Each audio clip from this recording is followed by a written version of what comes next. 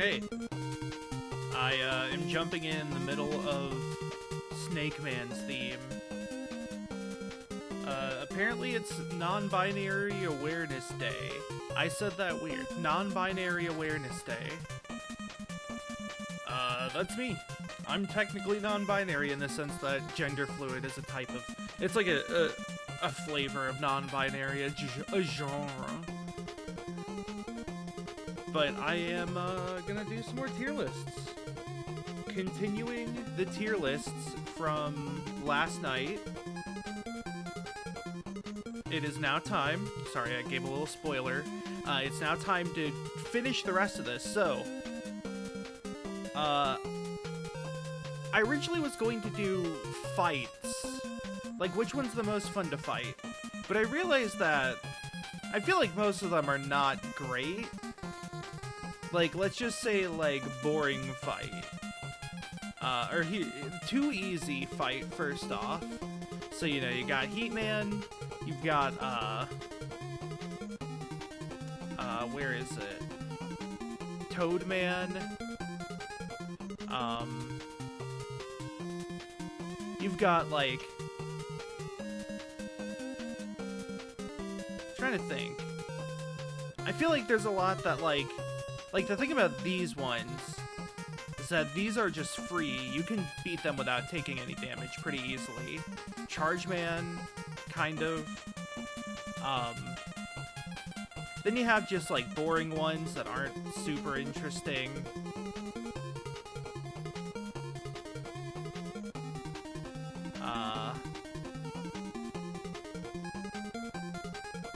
I don't know, yeah, like, I think a lot of these are just not... It's not actually an interesting category, really. You know, like, some of them are cool. Like, I could, like, point out things that I think are, like, commendable, I guess. I think Drillman's just boring because he takes a long time. Springman is fine. Here, let me just point out the things that I think are commendable. Give Shadowman a B. Splash Woman, I'll say, is a C. I honestly don't like her fight. Actually, she's a D. Nitro Man's good. Clown Man is good. I really like both of them. Concrete Man is... Oh, yeah, no, I already put him up there. He's goated. Astro Man's weird. I'm gonna put him in C. There's a lot that, like, when you stun lock them, they're trivial. But if you don't stun lock them, are they still trivial? And the answer is, Hornet Man is, I think, C. Tornado Man I'm not a huge fan of. There's also a lot that I just, like, haven't really, like, done the regular way in a long time. So I think, yeah, I think I'm just gonna, like, find the ones that I think are particularly notable and the ones that are particularly bad, and then the rest will just sort of go in the middle.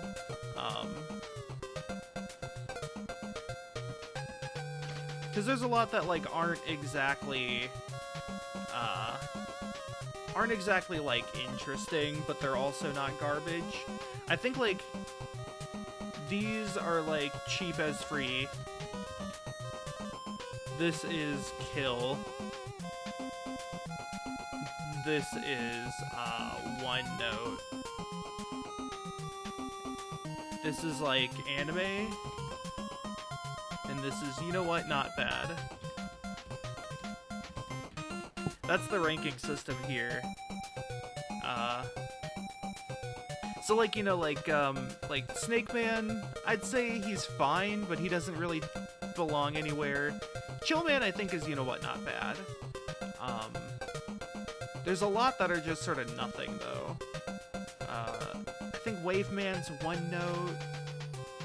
Aquaman, I like the little, like, water laser thing, but I'm not super into most of him.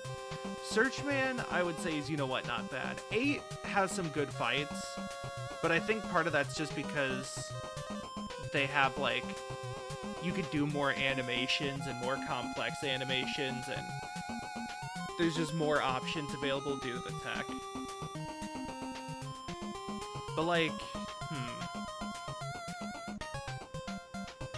even 11, I'm not sure if there's really much that I particularly like. I mean, Torchman's kind of cool because he's like playing Marvel vs. Capcom.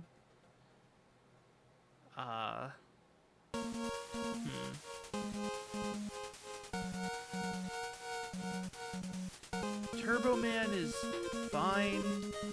I think I like him less than Nitro Man, but is he enough to get on the list of, you know, commendations?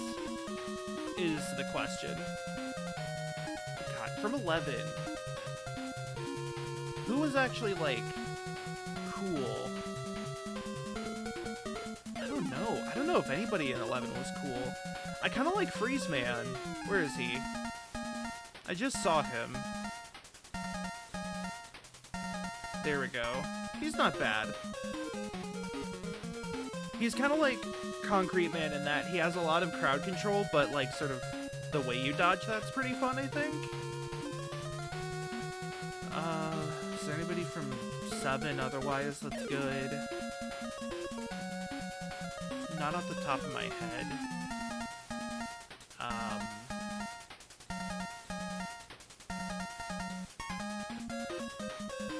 Honestly, Gravity Man is cheap as free, and I'd say Starman is maybe one note. Those fights, I think, are kind of detrimental to 5, as if 5 needed more detriment. God, like, I just played 11, but, like, maybe it's just because I use the weaknesses so much, but none of the fights really stick out, other than Torchman. And I guess Impact Man, because I was stuck on him for so long at the start.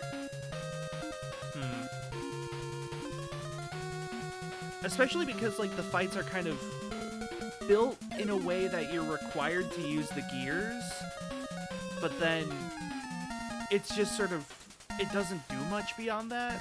Like Acid Man, for example, you know, you do a bunch of damage to him, and then when he gets low enough, he goes into Shark Mode, and it's just use speed gear, jump over the thing. Like, that's it. You know what? I'll put Slash Man up there.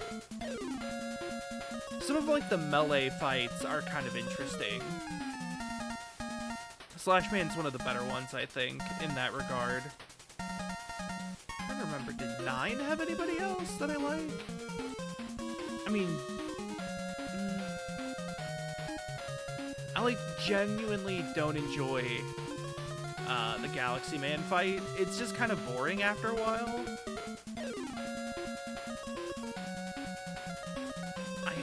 Oh wait, you know what? Burst Man is really good.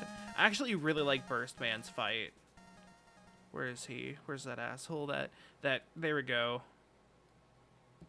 I think that's a good one. Do any of these deserve to go up? Tengu Man's kind of anime, but not quite. You know what? I think anime has to have a certain amount of enjoyability, and I don't know if Torchman reaches it.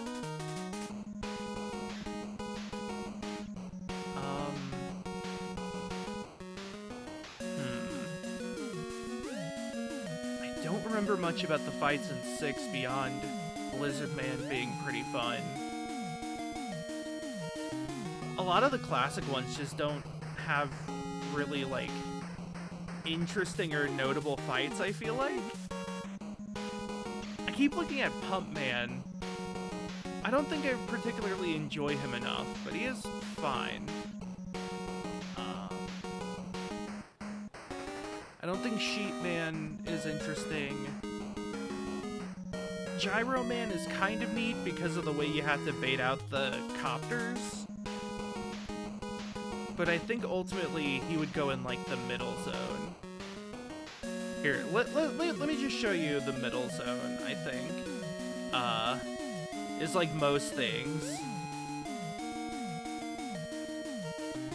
Like, wow.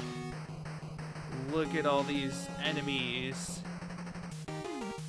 There's also a lot that I just kind of don't remember that are gonna go into here, into the middle zone.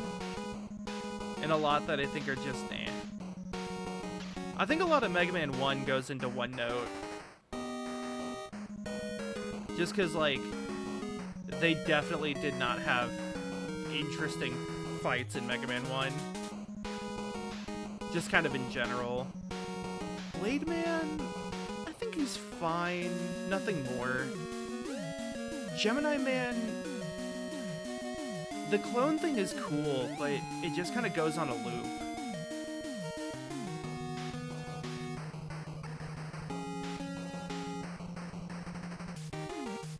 Cloud Man is fine. Pump Man, I guess, is fine. I don't remember much about Skull Man. Turbo Man, I guess. You know what? Yeah, he's fine.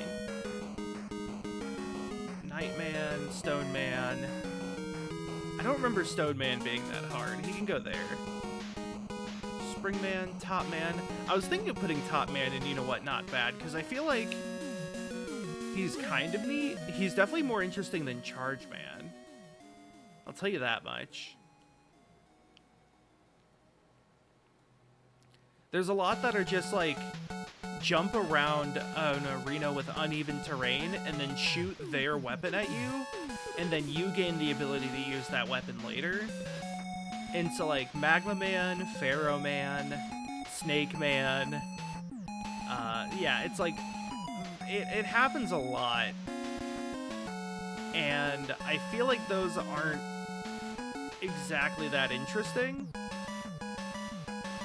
So they're mainly gonna go in here, where it's like, it's passable, but I don't particularly vibe with it.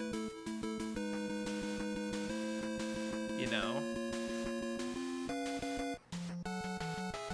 Swordman unfortunately goes there.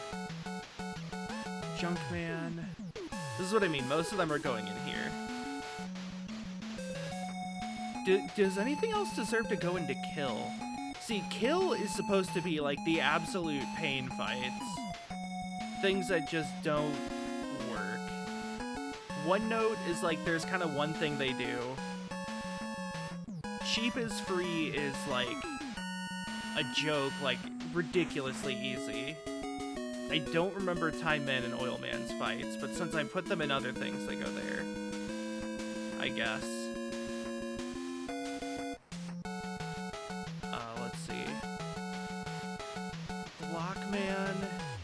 He's honestly kind of one note. Especially because the giant block guy mode doesn't really do much. Does Blast Man go there? I'll put him in C. I don't think he's super interesting. Windman can go into You Know What Not Bad. Sheep Man is okay. It's like the multiple cloud thing is kind of interesting. You know what, actually, I'll put him in You Know What Not Bad. Because, like, I at least have to think a bit more when I play against Sheep Man. I say play against like he's like a card game deck or a fighting game character.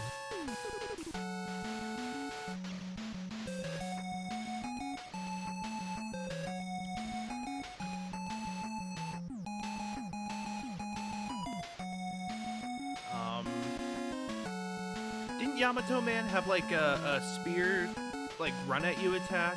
I think he was okay. Let's see, am I missing anything relevant? I think the answer is no. Looks like I've got everything. So does anything else deserve to go into Kill? This is like, again, this is things that I've never really been able to figure out. You know what? I kind of want to put Magma Man here.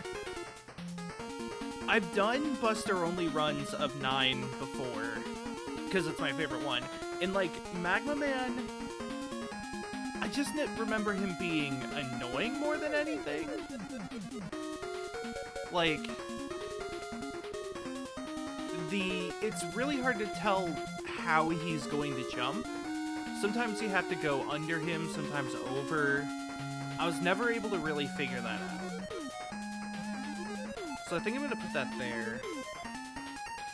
Let's see.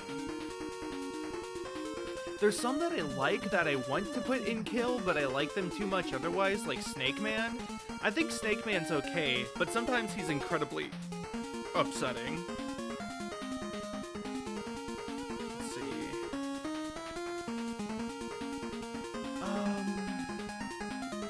I'm like, who else do I just have problems with? Who else is just, like, awful? If they're awful, have I just forgotten how they work? That's the other thing. I feel like there's somebody from 11 that was pretty bad. But who is the question?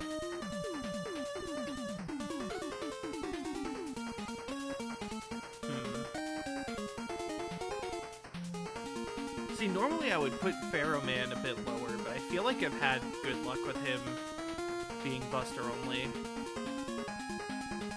Yeah, I think this is fine. This might just be, like, sort of the gimme category, like I was saying. Oh, wait, you know what? No, Blockman goes down to kill, but mainly just because of that last phase, after you break the big golem, the big, like, construct, where he just shoots walls of bricks, and it's, like, really hard to actually get a projectile onto him.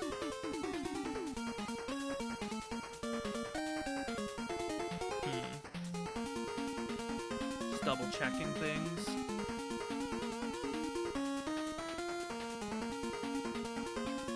I think Searchman's fine. I'm trying to remember how Commando Man works. I, like, don't remember his fight that much, admittedly. I think for the most part I'm okay with these.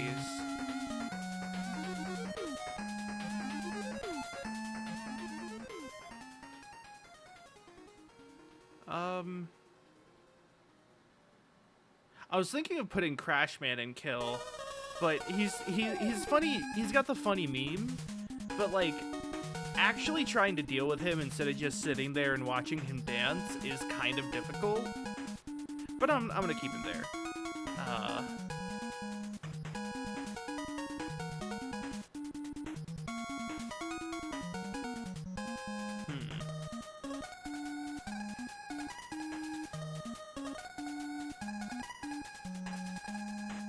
Anybody else? You know what? I'm gonna call it there. I feel like I've thought too hard about this. Okay, so that one is for fights, and then we have one more of stage themes.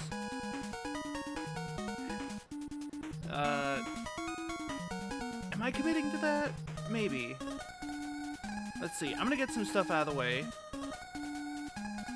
I don't know if I want to dock points for plagiarism on Electman. What's playing here? This is Toadman?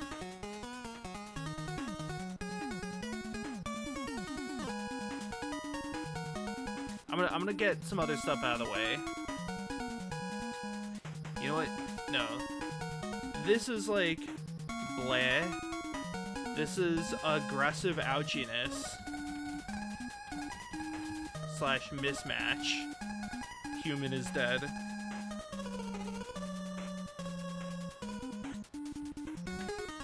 Whoa. Never mind. This suddenly does not work. Oh great, now it's side aligned again. Cool. That's it. Delete row. Add row above.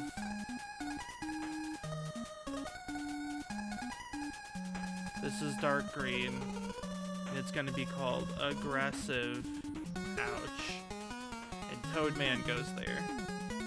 Where'd he go? Anyways, Bulbman is A.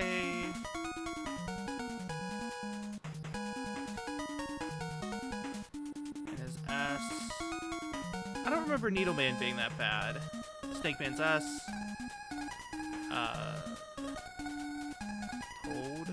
go. He jumped all the way to the bottom. Let's see. I really want to put Ringman higher. Where'd Ringman go? I just remembered his theme. He goes in Aggressive Ouch. Gutsman's there. Electman. Cutman was... I'm skipping ahead on this. Oh, right. I mean, maybe it's a step above Gutsman, but below Electman. Iceman is...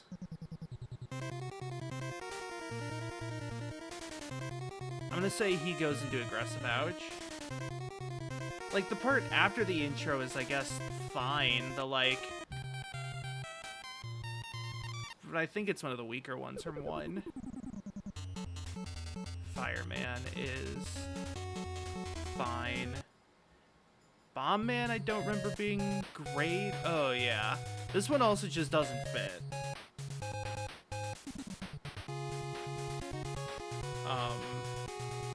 What was Time Man's theme? He's got clocks?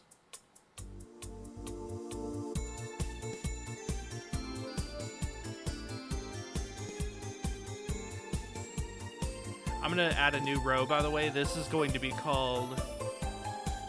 Ah, shit, hold on. That's the name of the row. It's called Oh Shit, hold on. No, shit. This one, there, called the, Guy Fieri Flavor Award. And that's where Time Man's gonna go.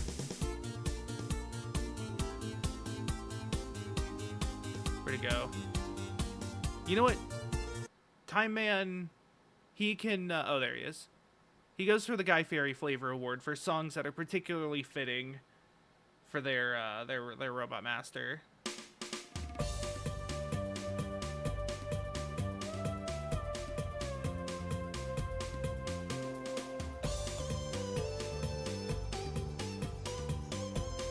Wheelman goes in Aggressive Ouch. That's what this one is. All right, here, let's go down here.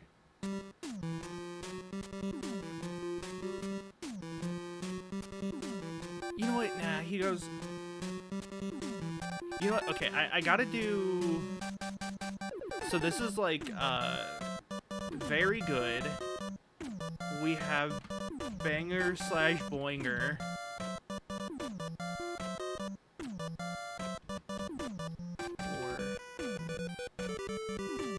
Or I guess I could do that. But then we need to add a row between these two. And this shall be called Iconic. And this just gets a nice Mega Man Blue, and that's where Crash Man goes. This is Iconic.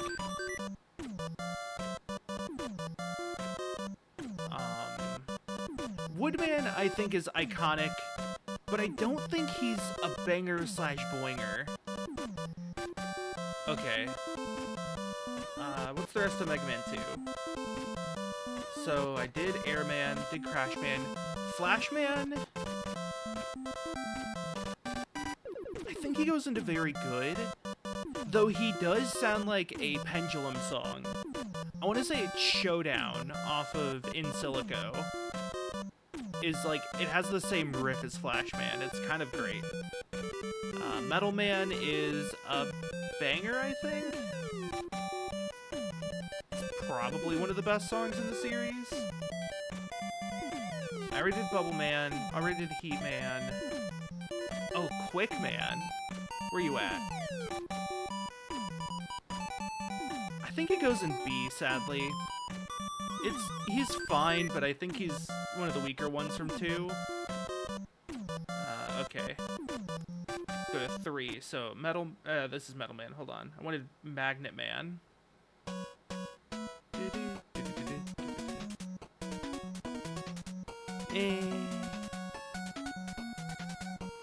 Kind of aggressively blah.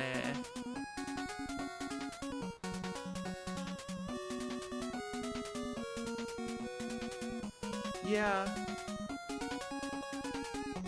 Hardman, though, for 3? It's fine.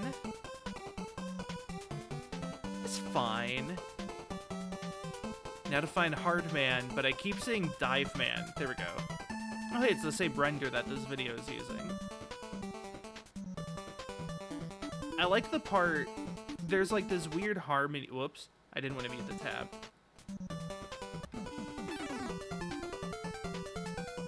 After this part I really like.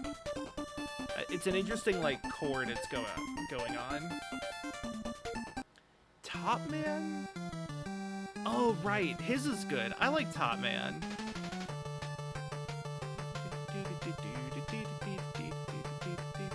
It's not like particularly interesting per se, but this part's cool. Is it fair to put him in the same level as Hard Man?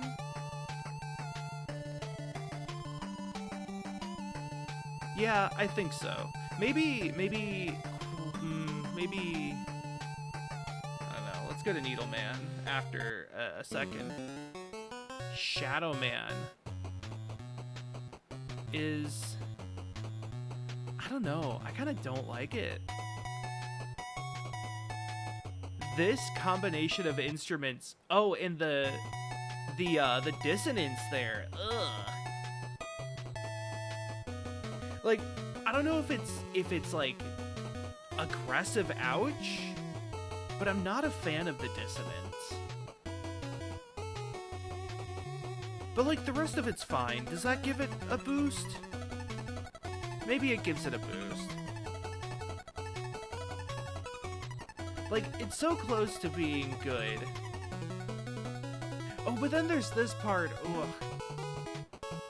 There's like some interesting uses of harmony in here, but there's also just the worst dissonance. I don't know.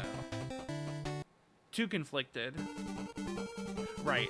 So Sparkman, which we started the stream with, I actually really like. I think it's maybe not very good, but it is quite good. Actually, no, it goes into very good. This is, I think, one of my favorite songs in 3.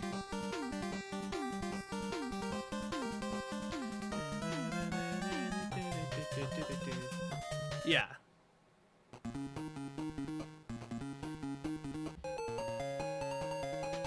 Never mind, Needleman goes down a peg. Because, like, the intro kind of sucks. There's then, like, I don't know. The chord progression's a little unique as far as the rest of the soundtrack of the game. And again, like, the chorus part, this, like, second movement coming up, or third movement, this part here, is kind of neat.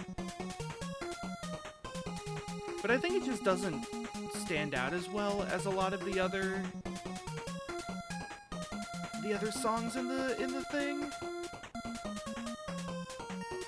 Actually, the like duet here is really good, back and forth of the two. Maybe it's enough to give it a boost, like with Shadow Man. Gemini Man. Gemini. Oh, right, Gemini Man's good. I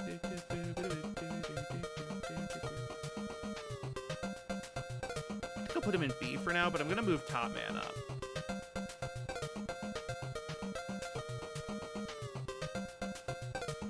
Never mind, he goes up here. Because of this part. This part's actually super cool. It's so sneaky. The Gemini Man sounds like some sort of super spy, which I can totally picture given his whole, like, hologram clone ability. He could just, like, make diversions left and right without actually getting physically caught. Dust Man.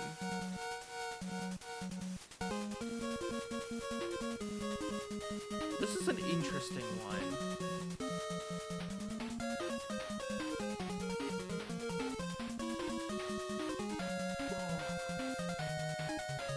The melody and the harmony is also really interesting in this one, too.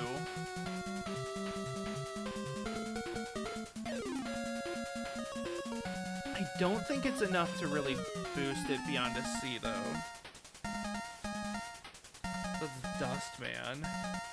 Skullman? Right.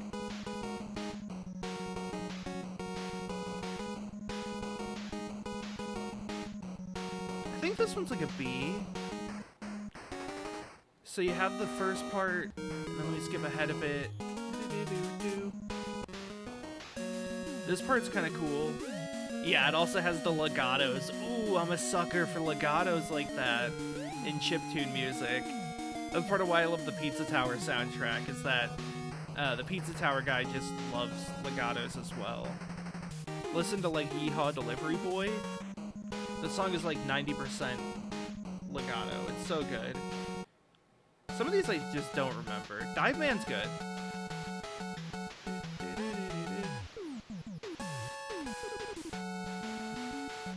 I'll end it there. Drill Man? Oh, right.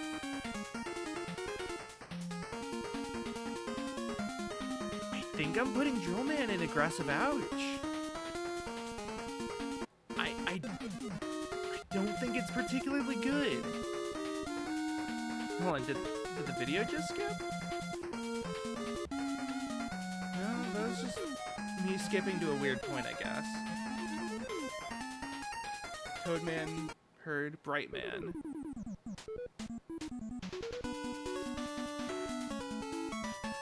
Does he get the Guy Fieri Flavor Award?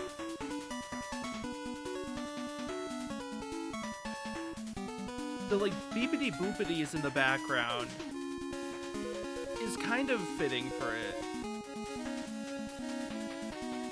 I think at the very least it's interesting, which is more than I can say about a lot of these, and it's not like hard to listen to, like Shadow Man. Shadow Man is like almost Aggressive Ouch, if it wasn't for the fact that he has other good stuff. So I think B is fine for Brightman. Pharaoh Man.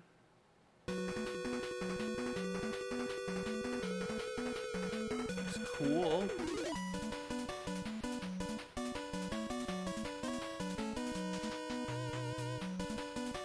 It's kind of interesting how this doesn't really use the like microtonal stuff you typically hear for levels in like the Middle East or in Egypt. I like the like duet stuff, and this part's cool, but it's a little too chiptune-y for me. I wish it was more rock. I've talked a bit about how like as the series kind of went on, they got more typical chiptune. They would still kind of do the thing of like intro, verse 1, chorus, sort of, which is to say they have 3 main movements. But I still feel like, I don't know, it's too like focused on arpeggios and really fast riffs. So here's the intro, here's movement 1. And here's movement 2. I think the percussion gets more interesting over time, I'll give it that.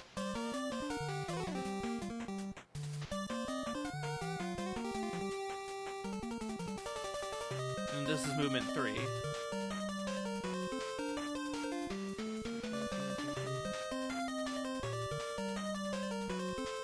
Here's the thing. I think Ringman's theme fits him.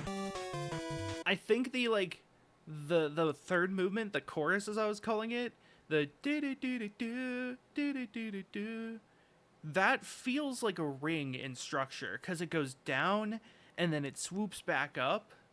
So it kind of loops around in a way. But I don't think that's enough. So that's Ringman. Stoneman is kind of nothing. Definitely would go into the like mismatch slot, but I decided to take that out. I don't know, he's fine. It's just nothing. Like, Bleh is supposed to be the nothing category, where it's like it's not good, but it's not bad, but it's also bad because it's not interesting. I think that's kind of where I am with Stone Man, is he's kind of uninteresting. Charge Man. I had forgotten what his was.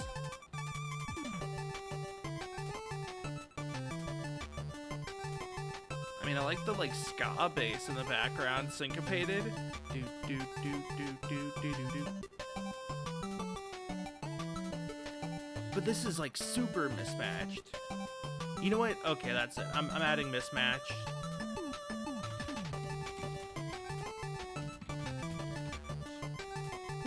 You go there, you go there. You go there. I don't know if it actually... You know what? I think it at least deserves to be there. One above Aggressive Ouch. Not a fan of this. Here, let me pop this out so I can see chat and the YouTube video at the same time.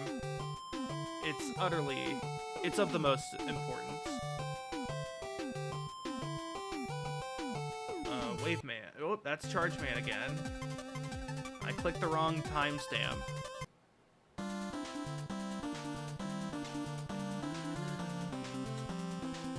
This is a pretty solid bleh. So, sort of a snooze fest. It's weird because, okay, if this was like a standalone song, not as part of a video game, or if this was in a more relaxing setting, this would be great. Like, I get the idea. It sounds like, I don't know, like California, like Long Beach or whatever. Laguna Beach? But, like, I don't agree with it for this level or for Mega Man. Maybe that means it goes into mismatch.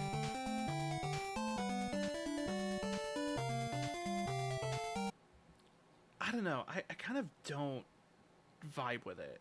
Starman? Starman is weird because I don't like it, but he does get the Guy Fieri Flavor Award. So, good job. He is appropriately cosmic for also being Aggressive Ouch. But I want to give it to him. I think he at least deserves it for fitting, even though it's not good.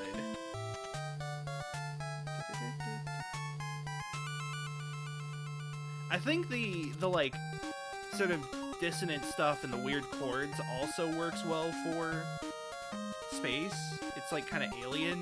So I'll give it that, but I don't know.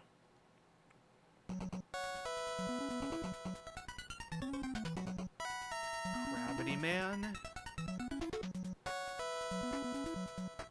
I feel like this is an Aggressive Ouch, honestly.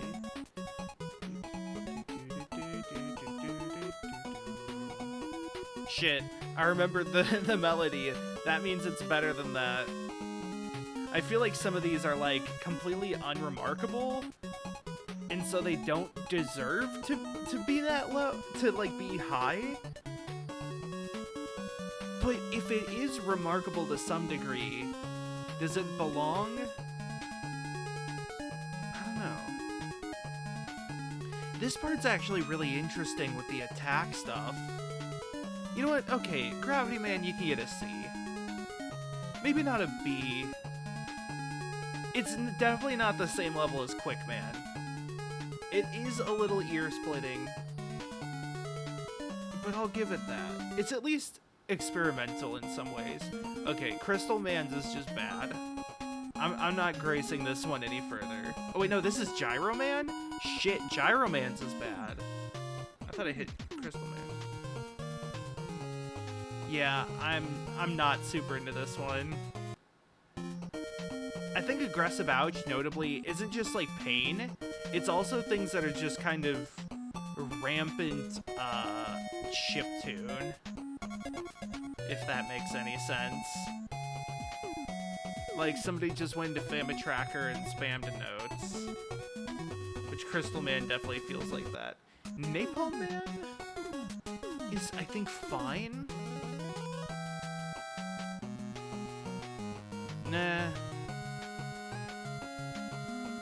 this is like generic Mega Man music almost. Like, how do I put it?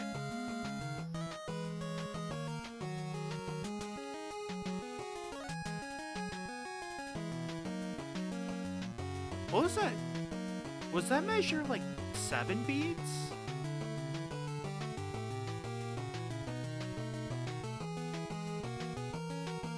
This part's kind of interesting. Got some wacky chord progression. It's kind of an anime chord progression.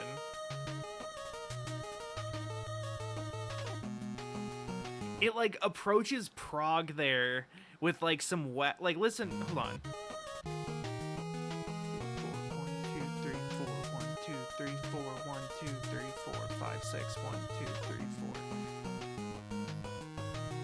So that was 14, so that's like 7/4. They snuck in a few bars of 7/4, but I don't think that gets it. I don't know. It's like, it has like one thing going. You know what? I feel like this... Here's what I'm gonna say. We're gonna create a new category. So, add a row above.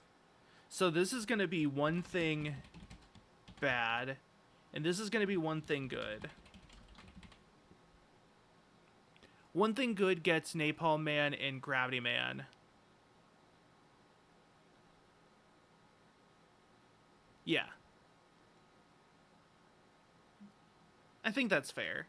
And then this is like passable. It will be renamed to ZZZ. There we go. I'm liking this one more. No, but this is like generic Mega Man music in that it's intro, and then the first verse is like melody that goes up, B melody that goes down, A melody goes up, B melody goes down. So do do do do do do do do do do do do do do, and then it holds that last note for a bit. Then it goes into the next measure, or the next like bar, and it does the do do do do do do. It goes down, but then like it repeats that, and that's the phrase, and then it moves on to the chorus. I don't know. I mean, in a way, I guess that is just rock composition and pop music composition as a whole. But something about Napalm Man's theme just doesn't vibe with me. Nightman.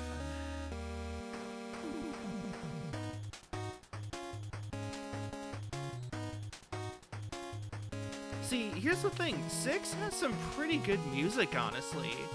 I think that's like one of the only good things about 6 IMO. I think Nightman's is passable. Maybe not flavorful, but it's passable. I still hate having Starman here, but I feel like the flavor fits too well. You know what? Nope, I'm sorry. It's too painful to listen to. Centaur Man, I never quite agreed with. I feel like it should be a mismatch. He's got a tail in this art. Like a tail made of hair. You know, I think they were trying to match the Atlantis theme and like have... I mean, to start off, Centaur Man being the water stage was already kind of a mismatch. I think the idea was it's like Atlantis or some sunken, ruined city of the past. The type that conspiracy theorists say is why we don't have, you know, satyrs and giants and cyclopses and stuff. And centaurs in this case. But, like, I think it just doesn't really match up. Windman. I like the start of this one. It's very exciting. I can tell you when we get to 9, I'm not going to need any help. But I think Windman ultimately comes down to one good thing. Where is he? These, like, aren't even organized in a way that makes sense. I mean, they kind of are, but they really aren't.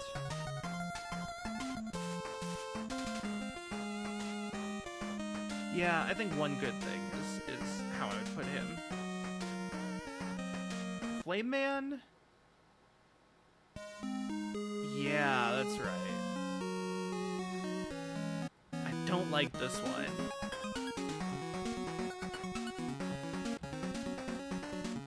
You know what? He goes into aggressive ouch.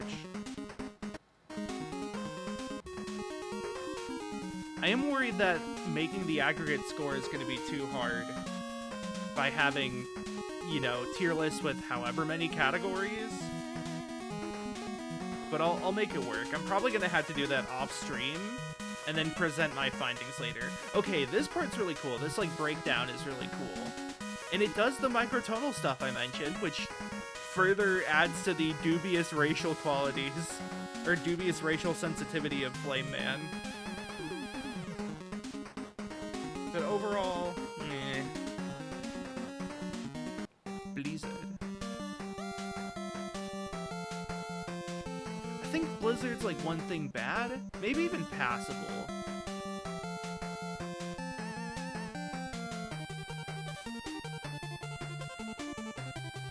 I don't know. I think like it doesn't have the hook that a lot of the best ones have. It's not particularly memorable. It also is pretty mismatched, I feel like, but it's fine. I think passable is fine for Blizzard. I don't even remember Plant Man. That's why. This is another one that's sort of generic Mega Man. I'm gonna say he's in Sleepy Time.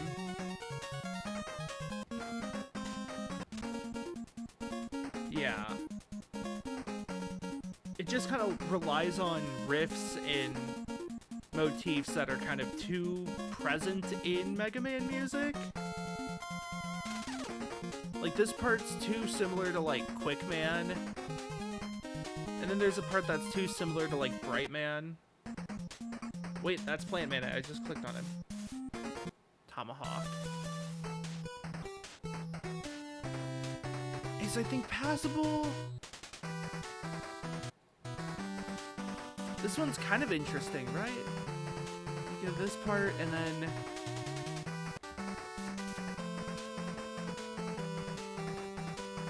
like, the melody in this one's at least a little more interesting. The chord progression's kind of neat.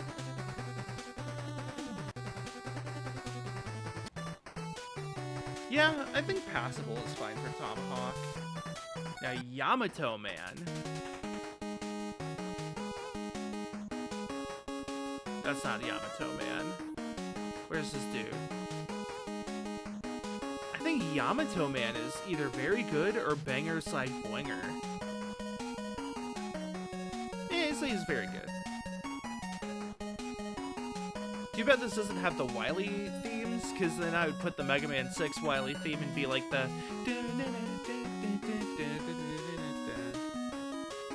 yeah, this part's great. Burst Man. Now we're going into 7. Oh yeah, Burst Man's really good.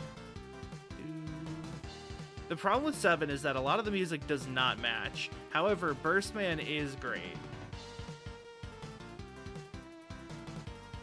Burst Man's good. Cloud Man was the...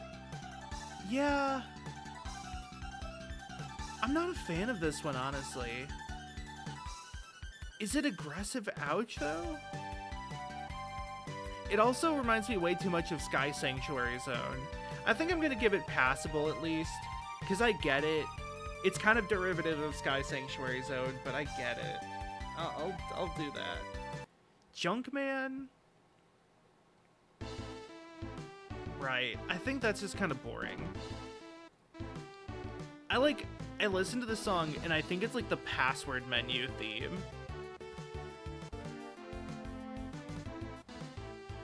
Not a fan. This feels like it was made for a TV show. Freeze Man. I think is really good. but I think it's only passable. It might be the Guy Fieri Flavor Award. I think this is really good for being an ice theme. You know what? Sure, yeah, let's do that. I can tell you already, Slash Man is banger slash boinger. It's also kind of iconic, I feel like. But I think banger slash boinger outweighs iconic. Iconic is like my ability to recognize things that I don't personally enjoy a ton, but are still like very good. Banger slash boinger is like personal favorites. Springman. What did Springman sound like? Right.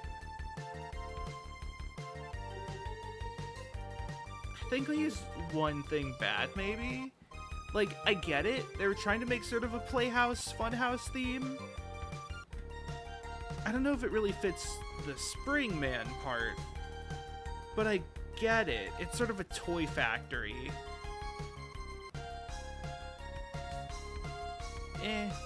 Maybe I'll do one good thing. It's kind of hard to listen to. It's not boring, though, and it's not aggressively painful. What was Shademan's default? Because I'm not putting the Ghosts and Goblins one. That's just cheating. Like, Ghosts and Goblins would be iconic, but Shademan himself, I think, is kind of boring, honestly. Like, it just kind of feels plotting. They got real percussion in Mega Man 7, so, like, you know, that's there. I don't know, it needs more theremin. Or theremin-adjacent chiptune sounds. That was Shademan. Turbo Man 100% gets the Guy Fieri Flavor Award. The like do do do do do do do. It's like a car rally. It's like everyone's revving their engines, getting ready to go at the sound of the light, and then it goes do do do, and that's like the light turning green and the gun firing and the race beginning. And where the hell is this guy? My Transformer rabbit friend. There we go. I always thought the like exhaust pipes on his back looked like rabbit ears. So he gets the Guy Fieri Flavor Award. Grenade Man?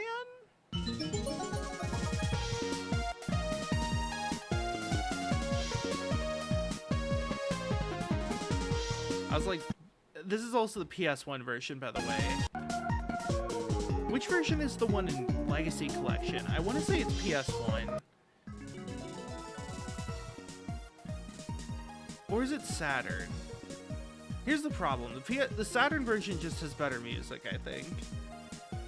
But I still don't think Grenade Man's that great. Frostman? Right. I think it's kind of boring. It's another one that works for the stage, but I don't think it wins the Guy Fieri Flavor Award. Kind of like Starman. I think it's iconic, but mainly just because of the amount of time you spend on the stage. Maybe like One Thing Good. The horns are good, but that's also just kind of the instrument sample. It's not really a property of the song itself.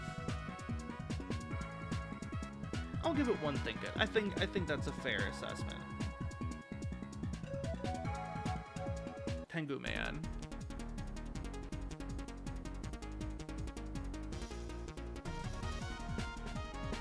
What? Hold on.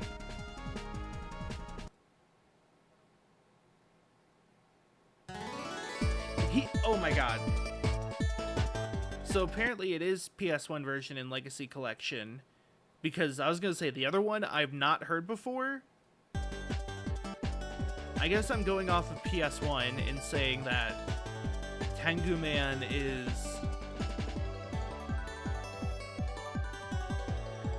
the arpeggios there, they're like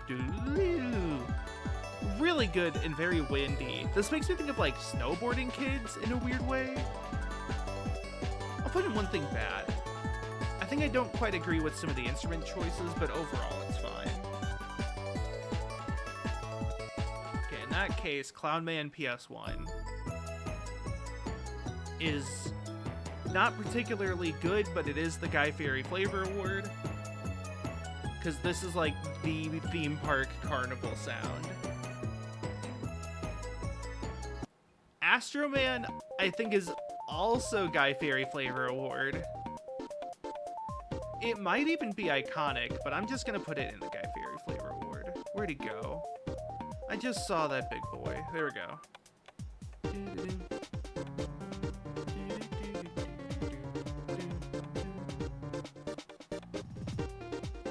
It's like, it's not particularly thrilling, but for a stage that is like 75% maze, maybe 50% maze, it's very good. It's appropriately, like, slightly unsettling. Aquaman. Right. Aquaman's is really good, but it's way too chill. I feel like I have to put it in mismatch, even though it is kind of great. This is another one that feels like it's in the wrong game. It makes me want to fall asleep. Swordman.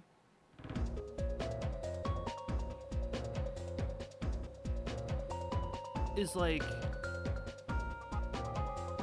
I think he goes in, honestly, he goes in aggressive ouch. This one's like Astro Man, but worse. I get it, I get the drums, it's supposed to be this Temple of Doom sort of thing, but I think it's just not good. It's like they did all the things in the book to make a song that sounds unsettling and mysterious and cryptic, but they didn't put in anything to make it enjoyable to listen to for more than a minute. Search Man? What did he even sound like? Right. It has the fart sounds. Fecal music.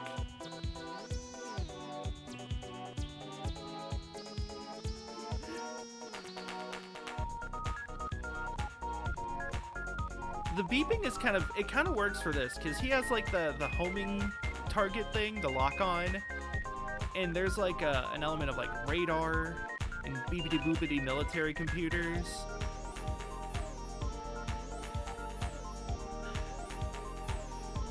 I think it's passable, but only because I get what it's going for, but I don't think it's the Guy Fieri Flavor Award. I also think the percussion here is really cool. I don't know if I'm following my own rules, but I don't care anymore. Skipping all the Mega Man and bass. Alright, now we're at 9. I'm just going to play Splash Woman, but I'm going to go through this pretty quickly. Didn't I already put Splash Woman up here? No. That Plugman is, I think, iconic more than anything. Concrete Man is very good. Magma Man, I think, is passable. Actually, hold on. I need a refresher on this.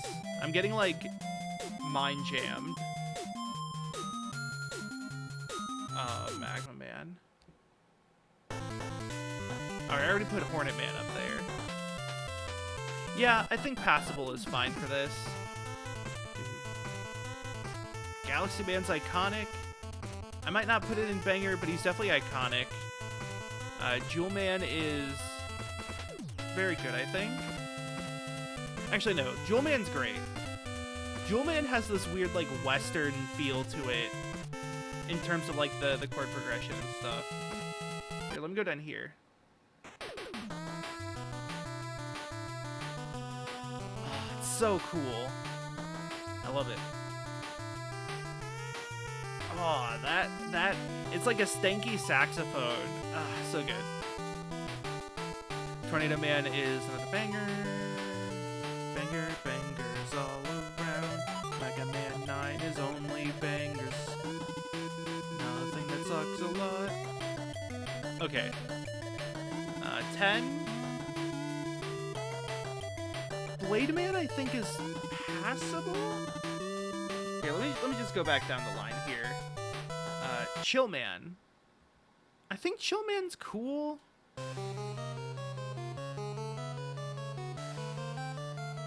I definitely, again, I think I remember his song better, and that's already a good sign. A lot of these are things I just don't remember easily or often, which means it's not looking good for Mega Man 11 music.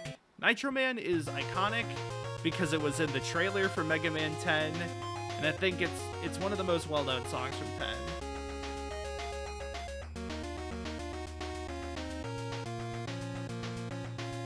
Commando Man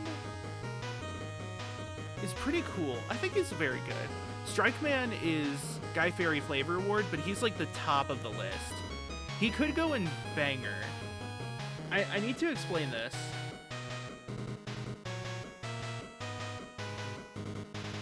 Oh wait, hold on. Let me just listen to Blade Man again. Yeah.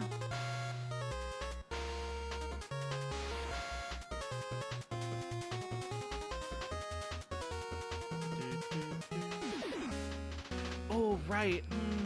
Nah, Passable's fine. Because I was going to say, I think it's kind of boring through here, but once you get to the breakdown...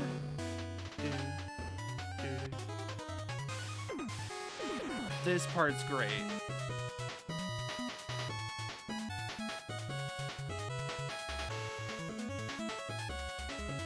Also, because the like second movement, the verse, has like a more progressing bass line. It doesn't go up and then back down and return to the first note. It doesn't circle around. I think that's pretty commendable. Right, so Strike Man, listen to this. So this part's kind of whatever. This is sort of more generic Mega Man. And this part's also kind of generic Mega Man. It's very similar to Tornado Man's theme. But let me just skip ahead. After this part is like genius. We go Stadium Organ.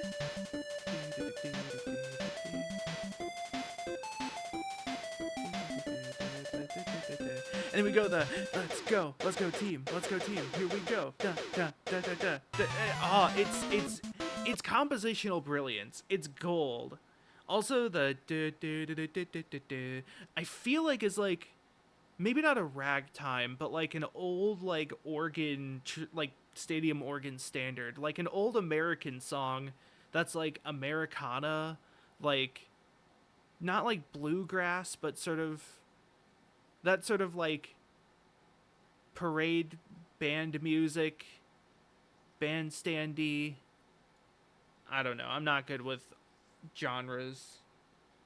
Genre. Sheepman, I want to say is like a blippity bloopity. Yeah. Is he a good blippity bloopity or a bad blippity bloopity? Because, like, this part is fine.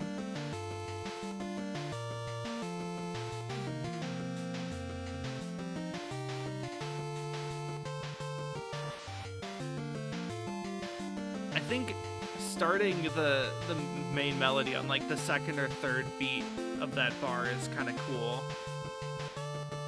So then we go to the chorus.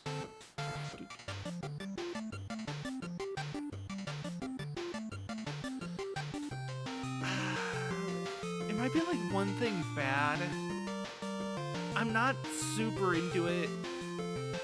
It's not as bad as the rest of these. I think like comparing it to these, it's not as bad. And it doesn't mismatch. It's better than these as far as matching goes. Honestly, I could even put Human is Dead Mismatch above Sleeper. Just because Human is Dead Mismatch doesn't necessarily mean it's bad by itself. It's just like, yeah.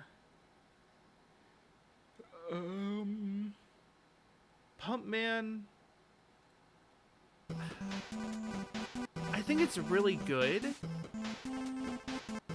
but I don't think it's like enjoyable all the time. It's perfectly fitting, maybe not instrumentally or compositionally, but like the tone of it, the key of it is perfectly fitting for the sewer level. then Solar Man. Right. I think Solar Man's passable. It's not as good as some of the others above it. It's like kind of a... I mean, this part's neat. It's a bit more directly rock-inspired, like classic rock.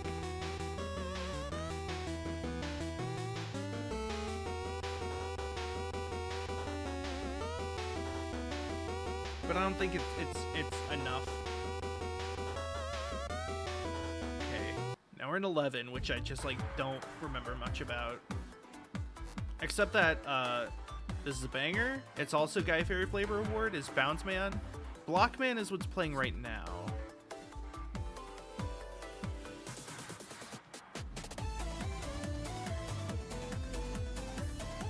I just don't really like it. I think the move to more like EDM and like stuff like that in Mega Man 11, I think it was a mistake, honestly. I don't think it works that well. Here's Acid Man. I kind of want to put this in Guy Fieri Flavor Award because it's definitely like spooky and wet enough. Like, it works here. The, like, heavy reverb sounds like you're hearing something echo through the water. And since he's sort of got this, like, toxic shark thing going on, like the guy from Fury, it kind of works.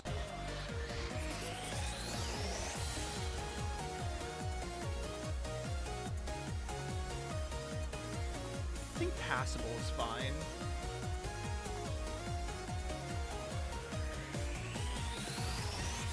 Impact Man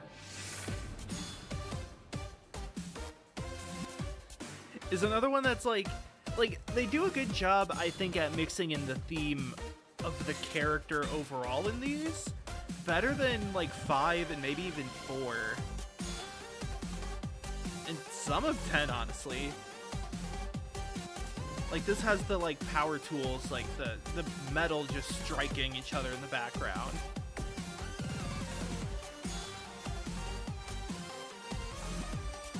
So I think it gets that. It's fine. And I wanted to look at this. It says instrumental here. Oh, that's what it means. It's like a sort of jazzy, funky one. Hold on, what's Blockman instrumental then? Oh, I've never heard these before. This is great. It's not going to impact my thoughts on it, though. Fuse Man is actually pretty good. I like Fuse Man. I remember it now, and yeah, I think that's good. Tundra Man, though. I feel like this is another one that's just kind of unremarkable. Skip ahead a bit. This part's cool. Maybe he goes into one thing good, honestly.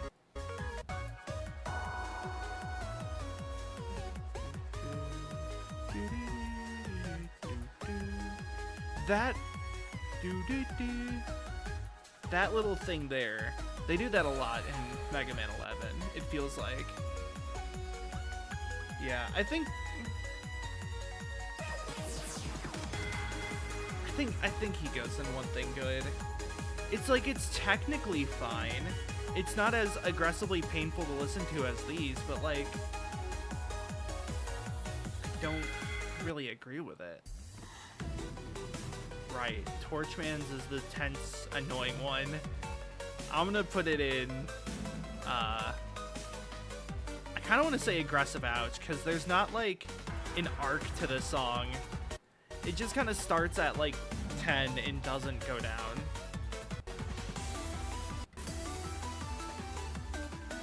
It's just like anxiety music.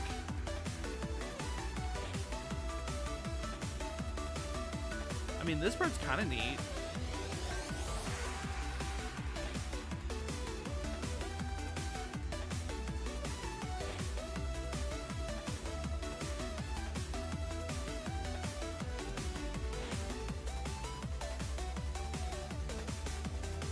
Okay, maybe it's one thing good. A lot of one thing goods for 11. And then Blast Man. This is the last one. The last man. Oh, right.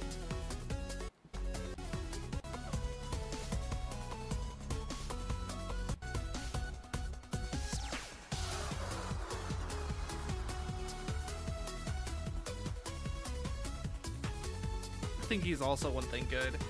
It's like there's like one part of a bunch of songs in Mega Man 11 where I'm like, oh, this is pretty good, and then it stops. Alright. So I'm gonna go to here. While we're doing the rest of these tier lists, I'm just gonna play Splash Woman. So yeah, that's the song tier list. I'm pretty happy with these. I think some of these were really hard choices to make, and it did feel like I was messing with my logic. So yeah, I'm gonna combine those off stream, figuring out how I'm gonna weight everything, and then I'm gonna find out what the best Mega Man game is. For now, however, not that one. Yeah. So yeah, I have a few other tier lists prepared. This one, it looked like it had a good amount of stuff. Now I will say that there's a lot of stuff I'm not super familiar with. I would have looked for a Magic Block tier list. However, they stopped doing blocks, so that doesn't really work. I also don't know how late this is. They have unsanctioned, so it's not too old, but I don't think they have Lord of the Rings. Okay. Oh god. There's a lot here. I'm just gonna start from the start. Okay, Aether Revolt. That's like a B. It's not bad. I think Rally is a really cool mechanic. It has a lot of cool stuff. By the way, I play a lot of Magic. I haven't been as active in the past few years since COVID.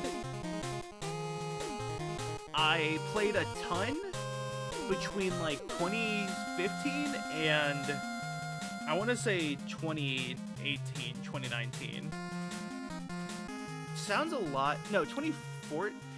The first thing I played in store was was M15, which was released in 2014, I think. Magic set release dates are so frustrating.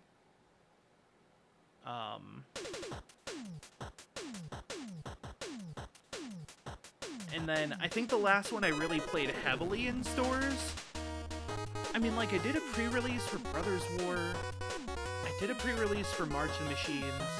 Did not do the Lord of the Rings pre-release. I think the last one I really drafted a lot was Eldraine, which also explains why I kind of lost interest, because Eldraine's draft kind of sucked. Eldraine Standard kind of sucked. That's also when they started removing like a lot of the organized play stuff, and they were trying to shift more towards Arena being the main format of competitive Magic, which I don't like. So that's sort of a context for this. So Aether Revolt B, it's cool. It has Renegade Rallier and Fatal Push, which is already enough. And also, Alara is a cool place. I mean, not Alara, Kaladesh is a cool place. Absent Reward, probably also a B, maybe a C+. It has Restoration Angel, and that's about it. Oh no, it has Gristlebrand. I think it's cool. I kind of am not super into how much of it is like bright and sunny, because the idea of Innistrad, the first block, is that the first two sets are dark and spooky and evil, but then you bring in Alara Reborn, and it's like, we're saved, yay, but I feel like that just kind of ruins it, especially sort of in the late game, or not late game, but sort of nowadays, when Innistrad is still the spooky gothic horror place, because, you know, that's what people wanted. What is that? Is that just like alpha? I don't know, D? It kind of sucks as a set, but mainly just because of what we know now. Antiquities can go there. I'm gonna put this is gonna be not enough information. Where Alliance goes. Amonkhet, on the other hand, is a solid A+. I think Amonkhet, its draft format was great. It was like really aggressive, but I kind of like that. I like the setting. I think the story was cool. Overall, I'll give Amonkhet an A+. I think it's good. This, I guess, goes there. What is that? I can't even read that. Magic the Gathering. Looks like it says Moblins. Is that Torment? Is that a thing? Oh, sorry. I got Alara Reborn and Avacyn Restored. Avacyn Restored's there. Alara Reborn is that. It's fine. I kind of like Shards of Alara more in Conflux. I think those are a bit cooler. Conflux, you go there. Battle Bond, I actually really liked. But mainly because Two-Headed Giant's really fun.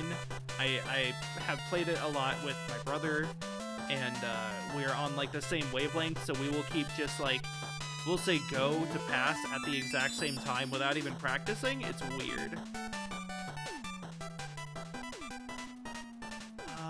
This is Kamigawa 1? What is my favorite? I think Betrayers is my favorite Kamigawa. I mean, B+, B for flavor. Betrayers is like B+. Battle for Zendikar. How do I feel about... I haven't properly been able to work out how I feel about Battle for Zendikar. Because it kind of sucks. In a lot of ways. Like, I think wastes are cool, but I think just the colorless specific mana is cool. The Eldrazi in it are super hit or miss. Some of them are great, like Eldrazi, what's it called? Displacer? Is that what it's called? Eldrazi Displacer? The one that flickers. That one's cool. There's some other cool ones. This is the one with the enchantment that lets you turn artifacts sideways to ping something. I think that was Zendikar. Battle for Zendikar, I mean. It did have BFZ Gideon, as you can see. It did kinda have some dumb shit. I think C+ is a fair assessment. Born of the Gods is kind of cool, but also sucks because it's mostly heroic, and I don't like heroic as a mechanic, purely out of personal reasons. Take the Crown is A tier, A+. Conspiracy 1 is A tier, I think. Conspiracy is really cool. Commander Legends. I mean, I want to give it a D+ because of, like, the availability of cards. I think it also kind of fucked with Commander in ways I'm not a super huge fan of. Like, some of the cards in Commander Legends are great, and I think a lot of the commanders that they added were cool. But, I don't think it's enough, you know? I think, like, the cons outweigh the pros. I just saw the Masters here. That goes in Reprint Andy.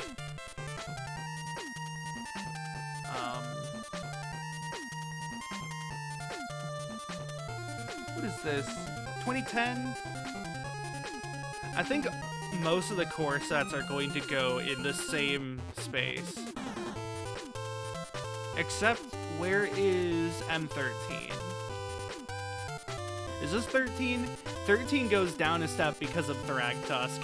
It's the Thragtusk set, so, you know. Everything else is just like, this is C for core set. Dark Ascension is based as fuck. Honestly, S tier? Nah, A tier. Innistrad base can go in here, but Dark Ascension, that gave us Undying creatures, which is, like, really cool. So that goes there. Darksteel is probably like a C. Dissension? See, I don't remember what all is in original Ravnica block and when, because it was weird. I think it's a B. Dominaria is S tier. I really like Dominaria. It had like the right amount of fan service. Dragon's Maze? I think that goes there. It's another one that's like, it has some cool stuff, but I kind of hate it, and it's also just wacky races. Dragons is, I think, a B. I'll get to it when I get to cons. What core set is that? You go there. Eldritch Moon? I actually quite like Eldritch Moon, but I think it's nothing better than a B+. Maybe Conflux goes there. Eldritch Moon had like Emerge stuff, and it had a lot of other cool things. I think as a draft format, I like Triple Shadows more. But I think Eldritch Moon was really cool. I know a lot of people weren't fans of the way the Eldrazi kind of took over Innistrad. I thought it was fine. What is that? Okay, Exodus. So that's when they go to Mercadia, isn't it? I want to say that's when they go to Mercadia. I'm gonna put that there. This looks like Eldraine, but it's not. It's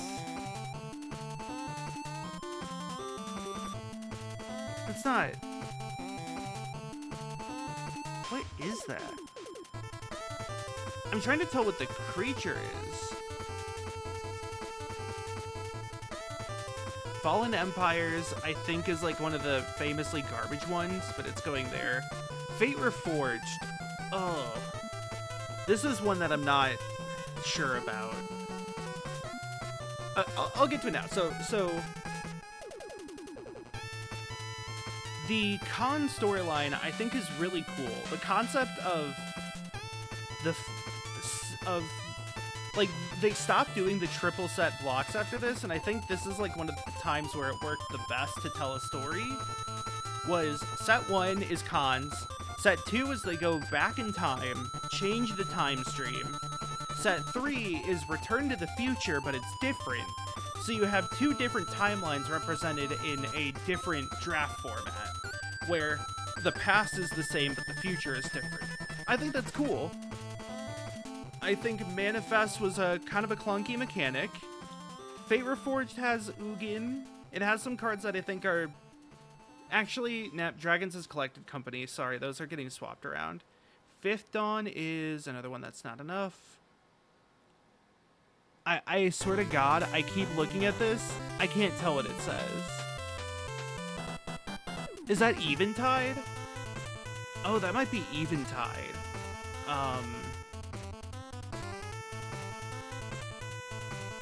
There we go. 5th edition. I remember having some neat stuff. It is a core set. It's no 8th edition, though. Speaking of which, what is that? I can't even read it.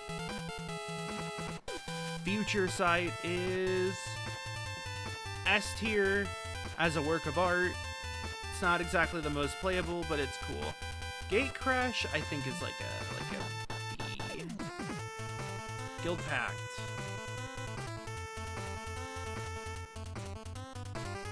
That's set 3 of Ravnica 1 block. I think that's like a B. Guilds of Ravnica. I actually quite like Guilds of Ravnica. I think I'll put it there. That's like the 3rd return set, right before War of the Spark. It has some cool stuff. Is that Homelands? Isn't that another one that's famously garbage? Let's see, Our Devastation is A, because I still really like Amonkhet, and I think that's a cool one. Can't even read it. Iconic Masters is reprint Andy. Ikoria. I feel like Ikoria is almost too complicated for its own good, so it's going in D.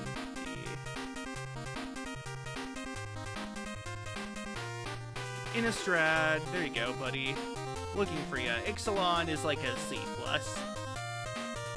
Ixalan has the problem of having a really cool theme, and the cards are kind of boring and kind of suck. And the draft format was ass because you would just draft Blighted Bat in the like equipment, and then that's actually like a strong deck. It was like aggressive but boring. Invasion. I don't think there's enough info. Joy or Journey. It's like JOI is the set like tag. It's fine. I think it's more interesting than some of the other Theros sets. I think it gets a B. Where did I put Bung? Yeah, C+ for that. Sure. That's agreeable. Jumpstart. I gotta give Jumpstart like at least a B+ for creativity. I think the concept of it is cool. Kaladesh is S. -1 because of energy fucking up standard, but everything else about it is great. If Kaladesh was a standalone like cube draft game, it would be perfect. It's just the fact that energy doesn't play well with other sets, and they made the energy cards too good. Like, they made 3 of the energy cards too good, and the rest would just give you energy, which is good.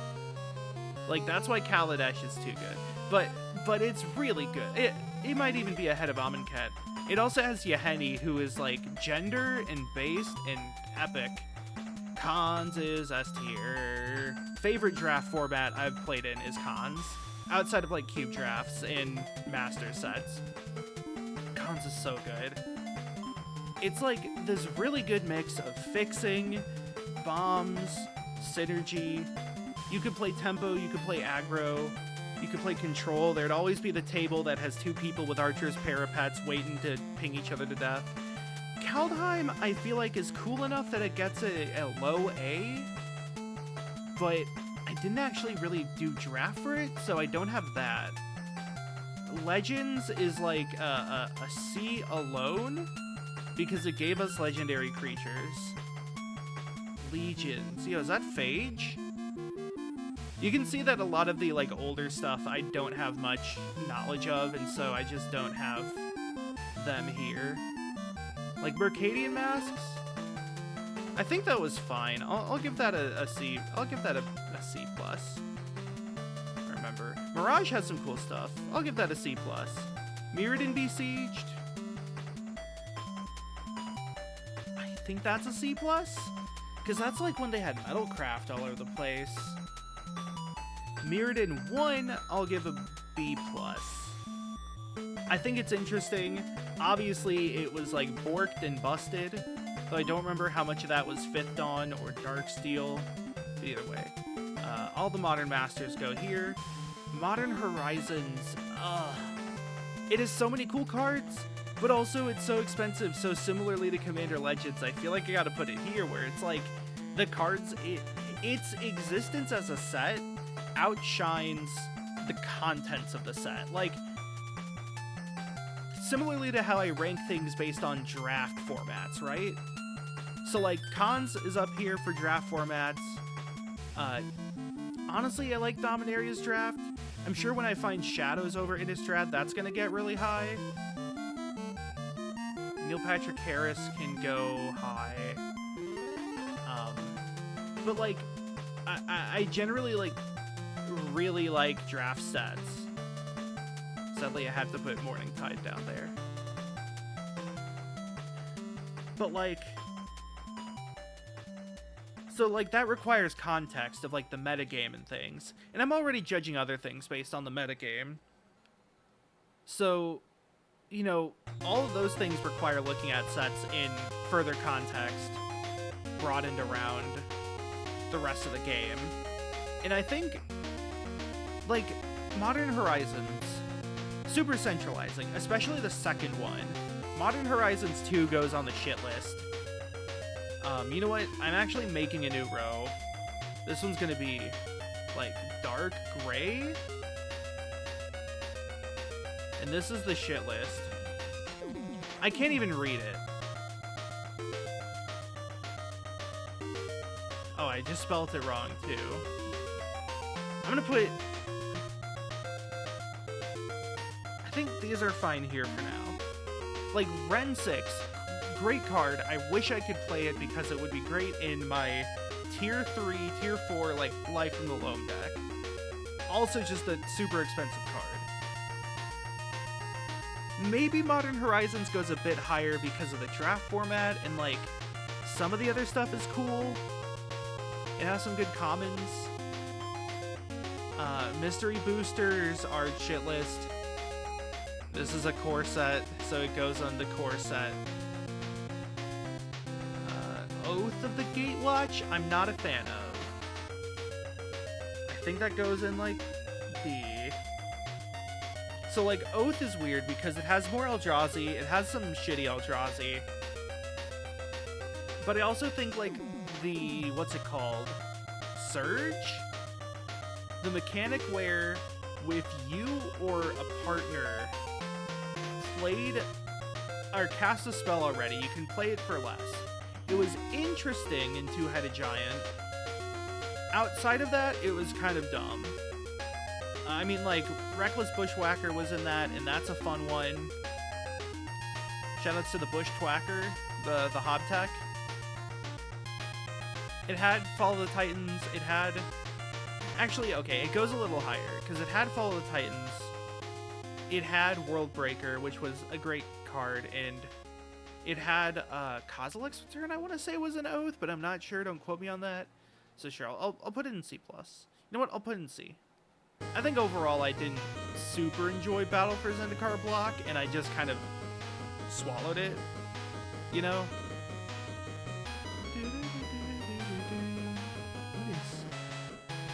Onslaught, yeah. Origins is, I think, a pretty solid A. I played Blue-Red Pyromancer Goggles in Origins, and that was a really fun deck. Mage Ring Network is cool. The Flipwalkers are cool. Baby Jace was really good when he came out, and I made a profit. Like, I made too much money because I pulled 2 Baby Jaces and sold them for like 90 a piece, which is actually nuts. Has a lot of good cube cards. Like, unironically, a lot of cards in Origins were great for cube. Planar Chaos is similar in artistic merit to Future Sight. Plane Shift is not the same as Planar Chaos. Portal, which one is that? Is that Bronze Age? Is that a thing? I mean, the Portal stuff... Portal 3 Kingdoms goes on the shit list. Same with Portal Arabian Nights. All the Portal stuff is essentially just like... It's just like... They didn't fully know what they were doing for the rest of Magic, so they decided to do that. Rise of the Eldrazi I have a soft spot for because it's where I started.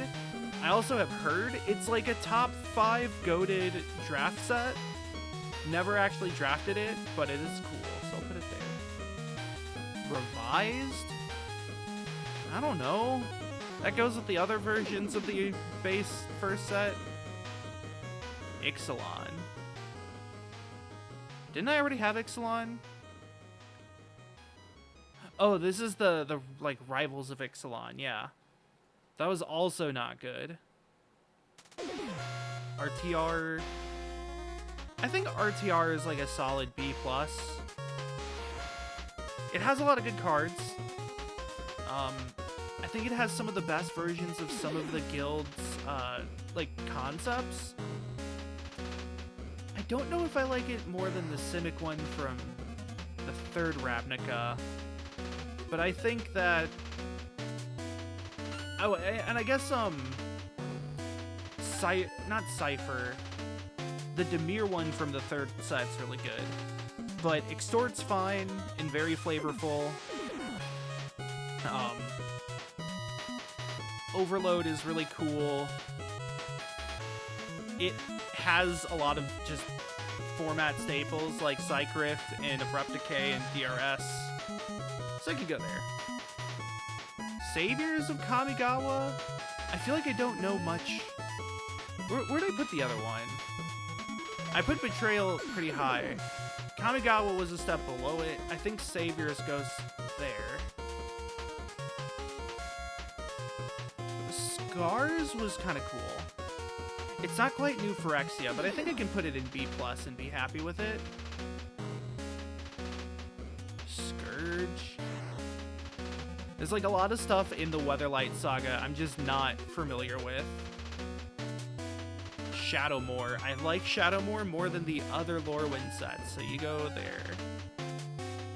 Shadows over Innistrad is an A+. I actually really liked it. It was a really good limited format, as I said. Blue-Red Dog, or was it Pyrowolf?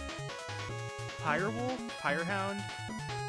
There was this creature that was like, you exile and insert a sorcery to put a +1/+1 counter on it, or something? Or maybe it's when you cast an instant sorcery, you put a 1/1 counter on it. And then you would give it double strike and trample, and it was a fun combo deck. Tempest has some cool stuff. Tempest can go into B. What is that? 5th edition? 6th? Oh no, that's 8th edition, isn't it?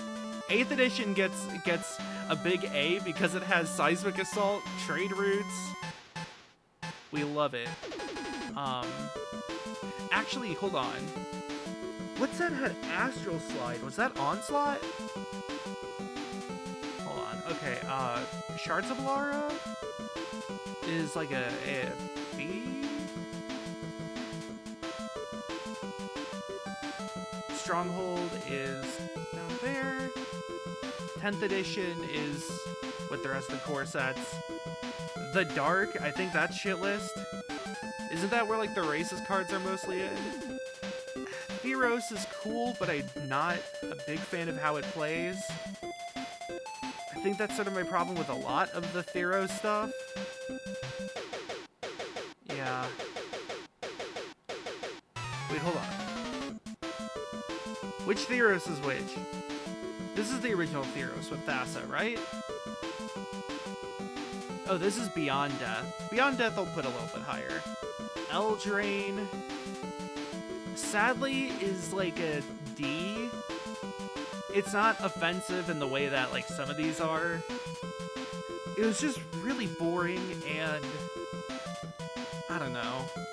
I played the Adventure Storm deck, where you use the card, you use Lucky Clover to copy the card that gives you a land, and the one that generates mana, obviously.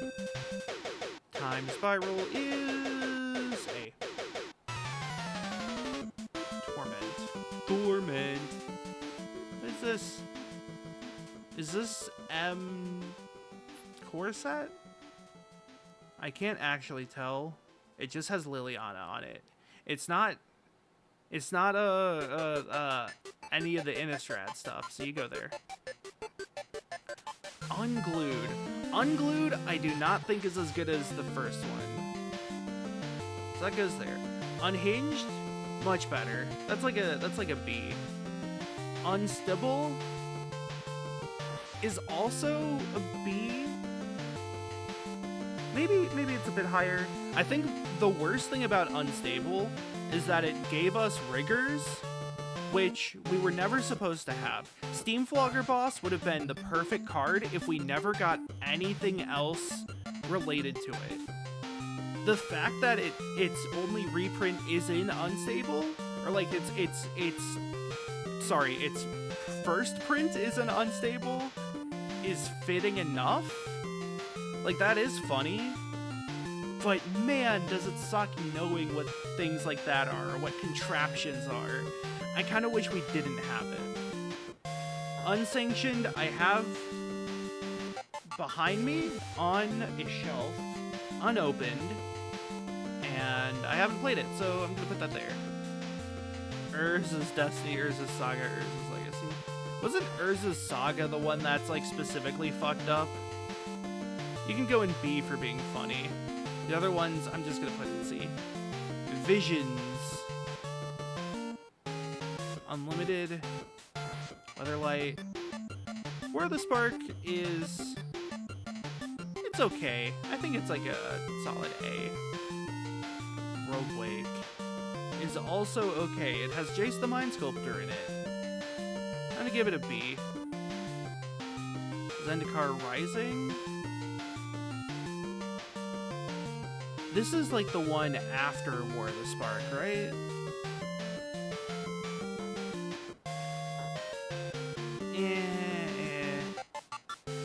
Time Spiral.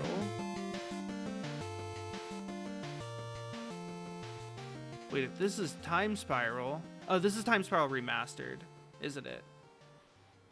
Zendikar and Chronicles.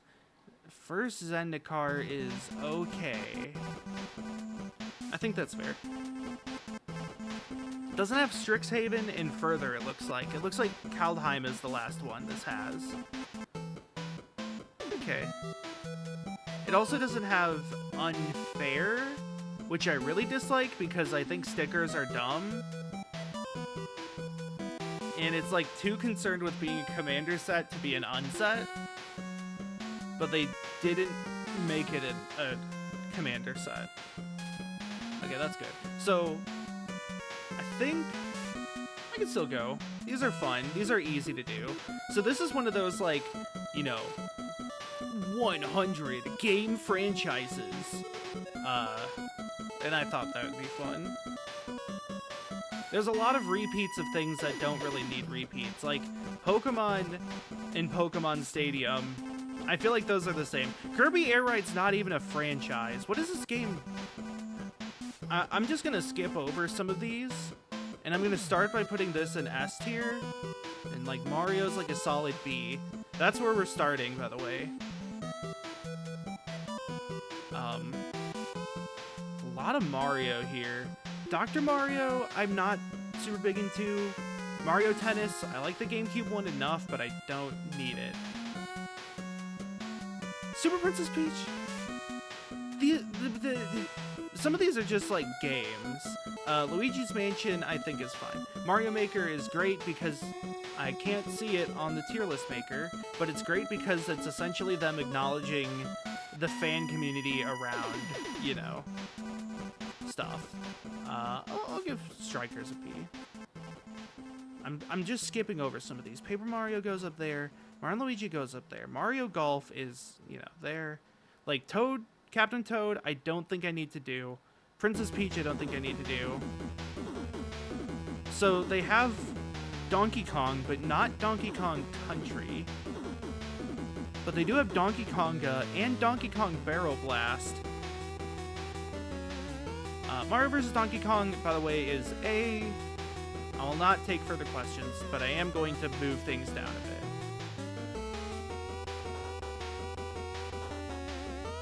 Mario vs. Donkey Kong is really good for making auto levels, which are just Rube Goldberg machines. Donkey Kong is a B. I'm assuming that includes Donkey Kong Country. I'm including Diddy Kong Racing in that because, again, they decided to just do that. Yoshi is interesting, and I think the Yoshi games are fine, but I personally don't enjoy them as much as Wario Land, which I'm including Wario World in. WarioWare, though, is even better. Why is Link's crossbow training here? Zelda is S tier, obviously. I'm assuming this is like Dynasty Warriors in similar Muso games. Metroid is A. I think the problem is there's just not much of it. Kirby is B. Kirby is like... I have really complicated feelings about Kirby. Because, like,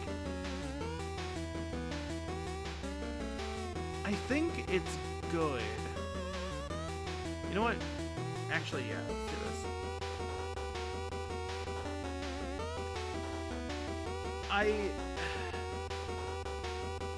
Kirby is weird because a lot of the games are really good. then there's a lot that are just okay. I'm also including Air Ride in this because fuck whoever made this. But like, sorry, I got distracted by motherfuck Zero. It's not showing through. Can I change the background color? That's the label background color, but I can't change the background color. Oh well, I'm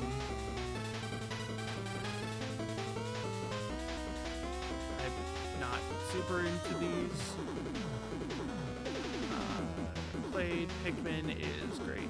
So yeah, Kirby though, it's like, when it's good, it's really good. When it's bad, it's just boring, and there's a few too many games that are just boring. Punch-Out, I guess, is like it's I don't know. Here, I'm gonna move Mario up. I feel like that's being rude to it, putting it so low.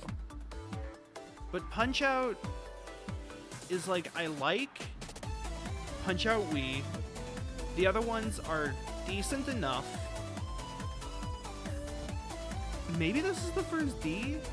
I don't know, there's so many Nintendo games here that it's hard to really get a gauge for it. ARMS isn't even a franchise. I'm gonna put it at like C. I feel like I need to already make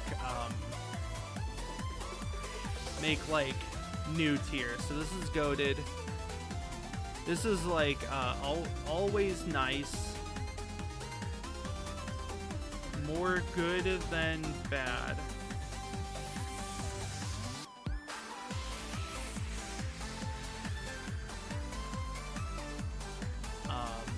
This is like respectable.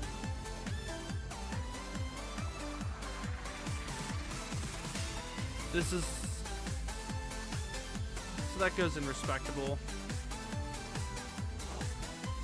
Not for me, but okay, I suppose. Hey.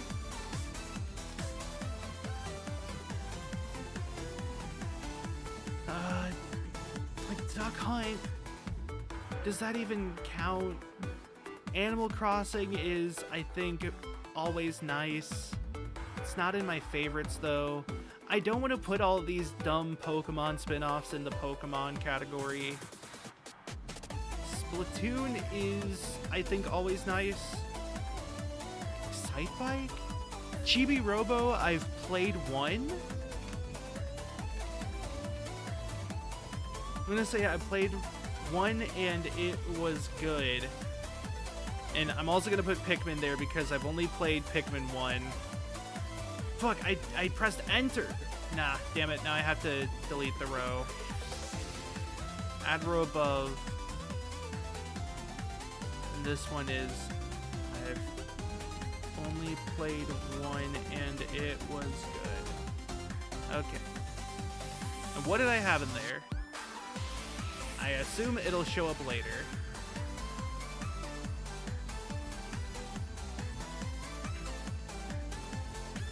This one's going to be called For Posers and Nerds Only.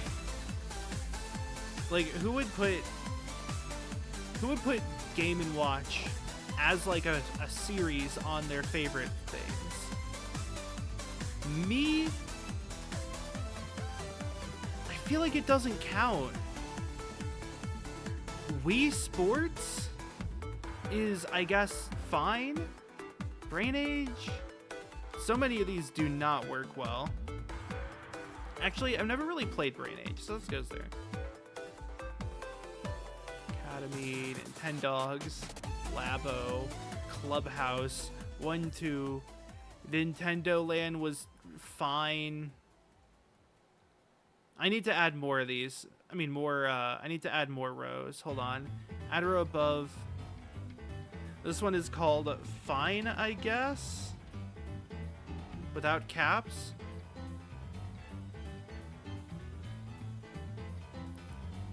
And then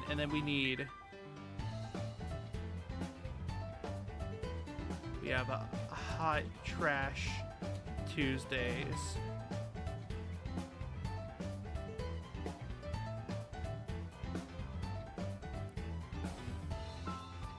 Astral Chain? Okay, Bayonetta. I'm looking for things that have more than one game, you know? Sonic, I would say, is respectable. Now, if we're looking at the rest of these, I have opinions. Hold on, Bayonetta is never played. Me, I guess, is fine. So, Sonic Racing, overall good. Sasser and the first Sass is good. Sonic Riders 1 is goated, especially with Tournament Edition. Zero Gravity is cool. I think it's not as fun to play, but I like the level designs. It has some weird mechanics. Boom is a game and a TV show. The TV show's good, the game is not. Storybook series includes 2 of the worst in the series, but it's also very funny, especially because you can't properly emulate Secret Rings on Dolphin. Spinball, I think there's only 1 game, maybe 2. Sonic Battle, there's only 1, and it was on the Game Boy Advance, and it's like a cult hit. Mario and Sonic is Hot Trash Tuesdays, overall, I think. Puyo Puyo is finally out of the Sonic hole, and this is respectable, I think. You know what? I think it's always nice. Nights is more good than bad. Let me explain. More good than bad means that overall the series is good, but it doesn't have the consistency quite yet. Respectable is things that they're either not consistent enough, but they do have good stuff, like Sonic, or if somebody told me, like, oh, this is like my favorite, franchise, I would nod and be like, yeah, that's fair. I think that's how I'd put it. Okay, I see. We're in Sega now. Monkey Ball is goated overall, I think. Jet Set Radio is goated, though I've never played it. Crazy Taxi never played. Streets never played. Alex Kidd, Golden Axe. Outrun, Yakuza is always nice. Shenmue is fine, I guess. I can't even see it. Phantasy Star never played. Daytona never played. Virtua Fighter is respectable, I think. Virtua Fighter, was it 5 Ultimate Showdown was pretty good. Samba de Bomba, I'm gonna say is for posers and nerds only. I don't even think rhythm game fans particularly like Samba. Space Shell 5 though is respectable. Panzer Dragoon, never played. House of the Dead, Hot Trash Tuesdays, Don't At Me. Skies of Arcadia, never played. Billy Hatcher is, there's only 1, but I quite think it's more good than bad. Choo Choo Rocket, Football Manager, Fantasy Zone is fine, I guess. Bonanza Bros, is this SMT? Okay, by the way, I like that it's just Persona 5. I don't see any other Personas in the Sega section. So I guess Persona 4 is included with SMT. And I'll say respectable. And Persona 5 is fine, I guess. Catherine is respectable. Castle of Illusion, never played. Alien Isolation, never played. There's gonna be a lot in the never played. Project Diva is goated. Mega Man. Wait a minute. Wait a minute. That's actually really funny. Battle Network, you're gonna go up there. Star Force never played. Street Fighter is, I think, always nice. Maybe not goated. I mean, maybe goated. What is that? That's not... Oh, Mega Man Legends. Haven't played. No Mega Man Zero representation. Sorry, gang. Ace Attorney is goated. Except for, like, 1 case in each game. Monster Hunter, never played. Resi, not for me, but okay, I suppose, hey. DMC, never played. Dead Rising is, I think, fine, I guess. Ghosts and Goblins is fine, I guess. It's like I respect it as like a difficult platformer, like a strategy platformer. I don't think I particularly like it, but it fits the mood of this phrase. Okami, isn't there just one of those? Never played, but it's certainly something I might like. You know what? That's it. New row. This is never played, but probably liked, but probably like. So, you know, Mega Man Legends, Okami, DMC. Is there anything else here that I thought? Maybe about Bayo?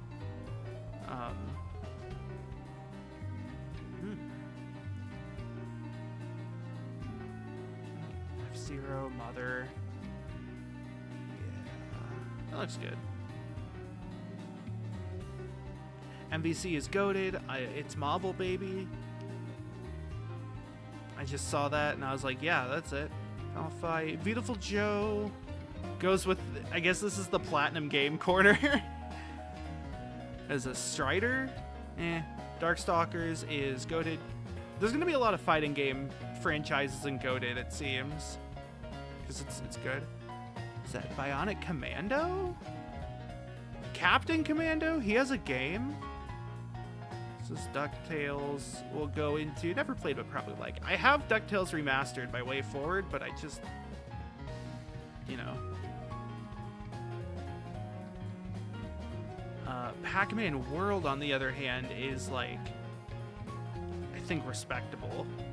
Pac-Land is, I think, Hot Trash Tuesdays. Tekken is respectable. Katamari is based. Tales of, I will say, goes into fine. I don't think it's a not for me, because that implies a sort of definitive decision making. Soul Calibur, for example, is not for me, but I guess it's okay. Klonoa, however, is always nice. He's a good lad. Dark Souls is goated. Little Nightmares. I mean, I probably would like it. Xenosaga, I'm not as interested. Dig Dug, Galaga. Okay. Hold on. New category.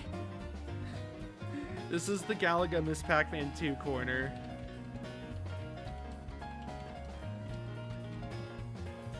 Okay. If you don't know, on every Galaga Miss Pac-Man corner, Miss Pac-Man 2, Galaga Miss Pac-Man arcade cabinet. Any Galaga Miss Pac-Man arcade cabinet, duo combo, you know the ones. There is an Easter egg where if you mash the fire button and you wiggle the control stick, you eventually can gain control of the ship in demo mode without putting in any money. Then, if you survive, you'll get an error message and the thing will restart. Because you're supposed to get captured and die in the demo, and that's what moves it along to the Miss Pac-Man side. Now, as far as I know, there's no way to control Miss Pac-Man.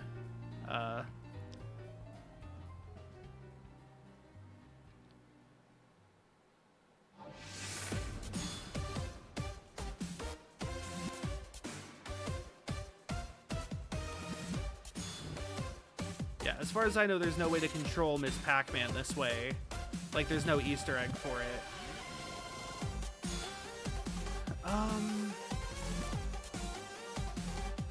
Ninja Storm. I'm pretty sure I've only played Nuns 3. I kind of want to stream Ninja Storm, though. Because, like, they're essentially just the entire story of Naruto in a video game. They kind of suck as fighting games. I know there is a competitive scene for Generations. I really still don't think it's that great of a fighting game. That being said, its single-player experience is great. That's my thoughts on Nuns. Ignore the Dragon Ball stuff. Don't worry about it. Jump Force is obviously in Hot Trash Tuesdays. Story of Seasons is fine, but not for me. Captain Tsubasa? Disney Tsum? Final Fantasy is respectable. Honestly, more good than bad. I think fits Final Fantasy's MO. Chocobo's Mystery Dungeon specifically. Dragon Quest is never played. Dragon Quest Builders is also never played. Kingdom Hearts is, I would say, always nice. Tomb Raider, Nier Automata. Put that there. Just Cause. Life is Strange is respectable, I guess. Chrono Trigger is obviously respectable. Or actually, I'll put it in never played, but probably like. I saw a bunch. Twiles? Did a Zoomer make this? I feel like there's some very interesting choices for games on here. Trials there, Bravely Default, I respect. Except for the fact that I can't see the logo. Space Invaders. A lot of these like old arcade games are like weird choices. You know what? Gex is respectable only because of the Kusoge element to it.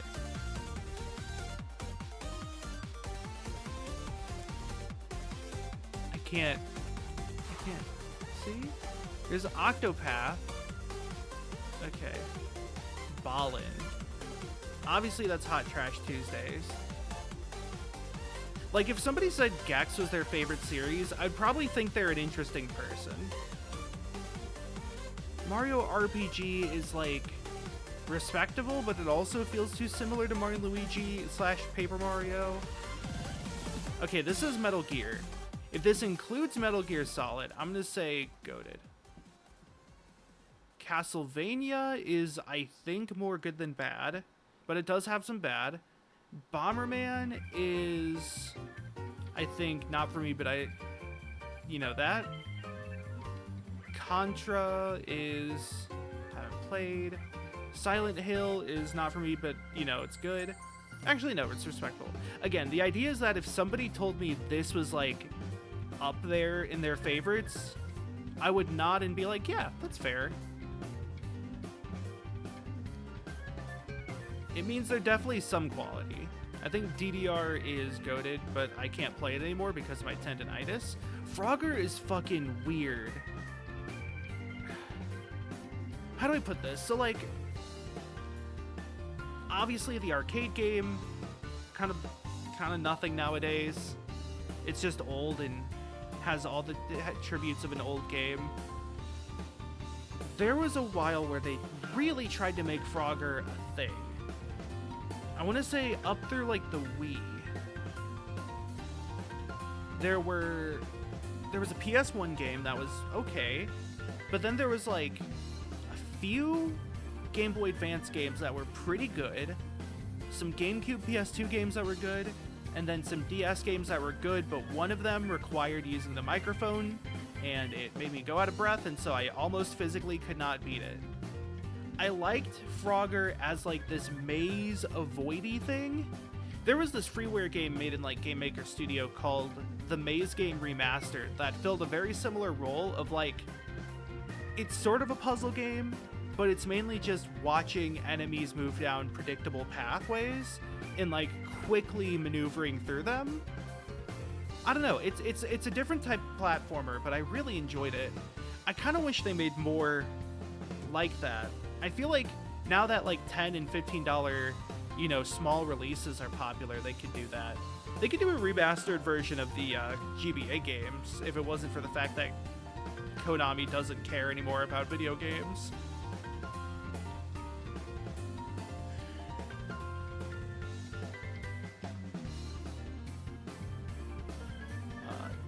Turtles.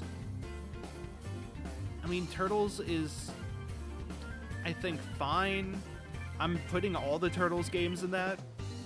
Yu-Gi-Oh! Is, I think, The video games are better than the card game because you don't have to pay money for individual cards. You could just get the game.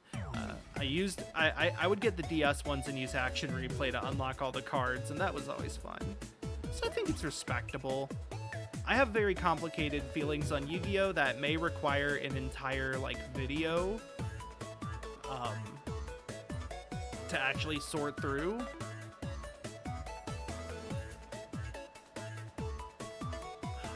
Forza, I'm gonna put in never played but probably like.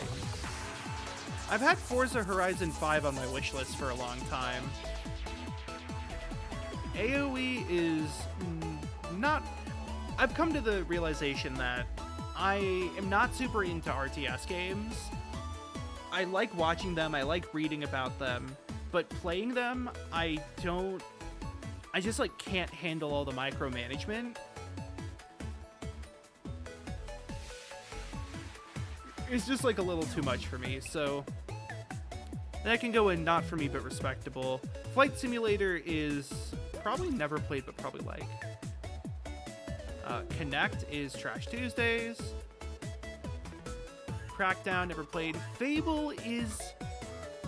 this is another complicated one. Where'd it go? Fable. Because, it's more bad than good, almost. Fable 1, I haven't played, but I should.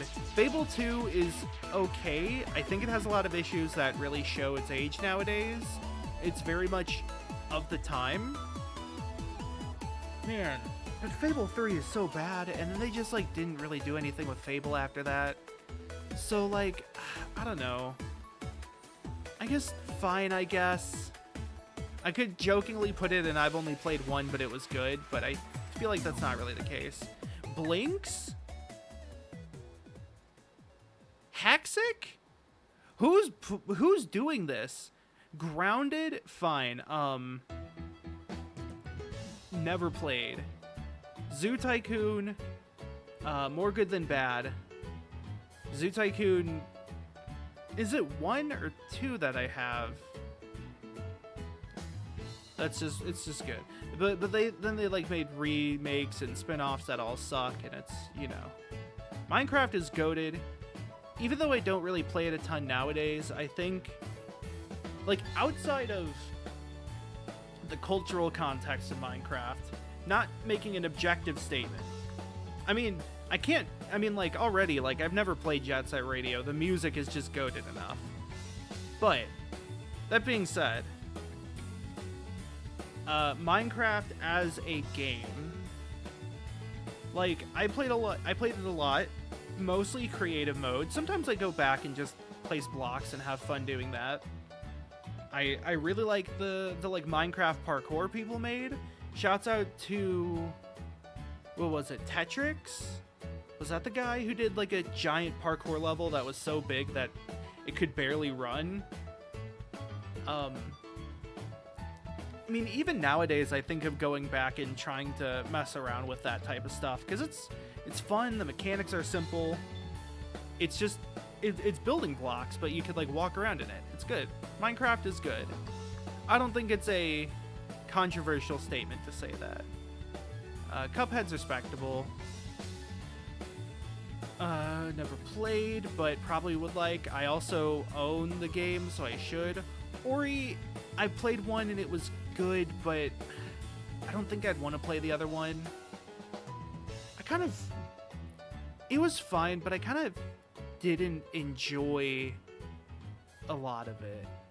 It felt very much like a 360 game, and that's what it was, but I wish it wasn't. Was it a 360 game? Might have been Xbox One. Either way, it just has some issues that I'm not super into. A lot of just, I don't know. It felt really linear to kind of almost a upsetting degree. I thought I just heard a goose honk. Minesweeper is goated. I like that Minesweeper's even on here. Solitaire is respectable. Banjo is goated. Conquer, haven't played. Battletoads, haven't played. KI is very respectable. It's not for me, but it's respectable. Perfect Dark, I feel like haven't played is just like no opinion. It's like no strong feelings one way or the other. Or haven't played. Something like that. Okay. I'm just gonna move this up here. Viva Pinata, I will say, is respectable from what I can tell. Sea of Thieves nuts. GoldenEye is, I think, not for me. I think I just, it was before my time. Fallout, I'll very specifically say not for me. I like how Elder Scrolls and Elder Scrolls Skyrim are two different things. By the way, Doom's gonna go there because I probably like the more recent ones. Elder Scrolls as a whole, I think, not for me. Skyrim is gonna be Hot Trash Tuesdays. In this instance, I will separate them. Rage. Quake is, I think, respectable. Overall. Wolfenstein. I'd say it's respectable, but I guess it's fine. Starfield. Is that even out yet? I'm putting that in Hot Trash Tuesdays because it's laughable that it's even on here. The Evil Within. Isn't that also Hot Trash Tuesdays? That's like the really shitty one. The one that Bob Vitz hates, right? And I agree with his opinion, so that goes there. God of War is fine. Uncharted is quite respectable. You know what I would say? Uncharted's even further. It's more bad than good. Little Big Planet is always nice. Last of Us is respectable. You know what? I'm not into like the post-apoc stuff. Or the survival or the zombies. But as like a stealth game, it seems fine. I don't know. I can understand it. Knack. Knack is going in the Miss Pac-Man Galaga corner. Don't ask. Ratchet and Clank is, I think, always nice. I haven't played enough to say whether it's goated, but I do know it's very good. Turismo. Medieval? Why is that here? Okay, you know what? Hold on. Let me just throw a bunch of bullshit in here. Because there's a lot of things that I barely even cut through it. I was like, there's some franchises that I didn't put in that have one game, and some I did. I didn't even cut through it. Jak and Daxter is respectable. Sly Cooper, I think, is also respectable. You can tell which console I had more games for. Gravity Rush is respectable. Until Dawn. That is, I think, played one and it was good. I mean, I haven't played any of the other Dark Pictures anthologies, and since I don't see them here, Sodic is a goat. Ico, never played. Last Guardian, never played. Horizon, no strong feelings. Infamous, no strong feelings. Tearaway, Days Gone. Astrobot, is that like Astro, the like PS5 mascot? If so, then I would say that's probably like. Dreams is I think always nice. I like Dreams. I think it's really hard to make stuff in it's really hard to make stuff in Dreams. I kind of wish it was on the PC. I never really learned how to do it well, but I'm impressed by what people have made, and I enjoy what people have made. Demon Souls, Ghost of Tsushima, Spider-Man, I'm going to say is not for me, but I suppose just don't like the open world stuff. Rayman I'd probably like it. Seems like a good platformer. Axe Creed is, I think, also not for me. Just Dance is fine, I guess. You know what? No. Just Dance goes into posers and nerds only. I'm sorry, everyone. You're not a true game. You know what? That's too rude. You're going there. Tom Clancy is going into hot trash, but mainly because Rainbow Six Siege has ruined its... You know what? It's fine, I guess. Rainbow Six Siege has ruined its reputation. Extraction is okay, but kind of insufferable. But there were games before those. So Rabbids itself is hot trash Tuesdays. Mario and Rabbids, I think, is always nice. Watchdog is not for me. Far Cry is not for me. Unknown Trials. Ooh, Trials. That's respectable. The like bike trial stuff, yeah, I can think that's respectable. Especially because they have the like absolutely wild like ARG stuff going on. That shit's really cool.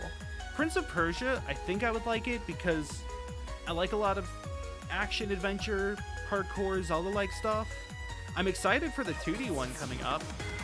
The Crew is, I think, never played but probably like. Hungry Shark?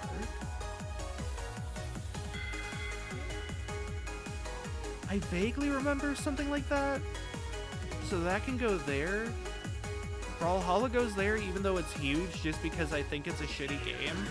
Uno as well goes into Hot Trash Tuesdays. I'm sorry. I know it came free with your Xbox.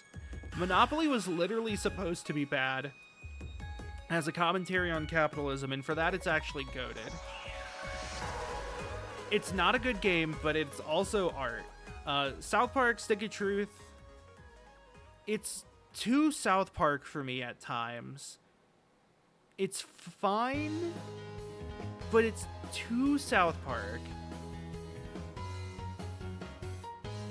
Crash is, I think, not for me, but I suppose okay. Hey, Spyro I'd probably like. Crash, just like some of the platforming's really dumb. I tried it and I just couldn't get a hold of it. Guitar Hero is more good than bad. I mean, there is a lot of bad, but I think the quality of the good outweighs the quantity of the bad. Except Guitar Hero Live. If Guitar Hero Live was a separate thing in here, then it would go into the Hot Trash Tuesdays. Skylanders is, I guess, no opinion. Overwatch is currently Hot Trash Tuesdays because they've completely bungled, fumbled, and scrumbled everything about Overwatch 2. I used to play Overwatch 1 quite a bit. It was something I played a lot with online friends. It was pretty fun. But like, I think every single change they have done with Overwatch 2, I have pretty heavily disliked. It's just not. It's just not. Diablo, I think, is more good than bad. 3 is a fun couch co-op game, but not great for long term. 2, I think, is better for sinking your teeth into. So overall, I'd say that. StarCraft is respectable. Somebody told me their favorite game was StarCraft, I would say, wow, nice, that's respectable. Hearthstone's hot trash. It gets a little better every time, but it still kind of feels awful. And the amount of times they've just further delved into high variance rather than consistency feels really bad for a card game. I think like Discovery as a mechanic ended up being really shitty, especially when there's cards that like have huge swings on what you discover being good or bad. HOTS is respectable though. It was a pretty good MOBA. It had some really cool ideas. Pitfall is for posers and nerds. Like, why is it on here? Candy Crush is for posers and nerds. Sorry. Tony Hawk's Pro Skater's goated. I'm assuming that means the entire franchise. Ultimate Alliance is always nice. Mortal Kombat, I apologize, is for posers and nerds. There's so many games. Scribblenauts is goated. I think they kind of ran out of interesting things to do, which is why it kind of died out. Arkham's not for me, but people like it. Injustice is for posers and nerds. DC Universe.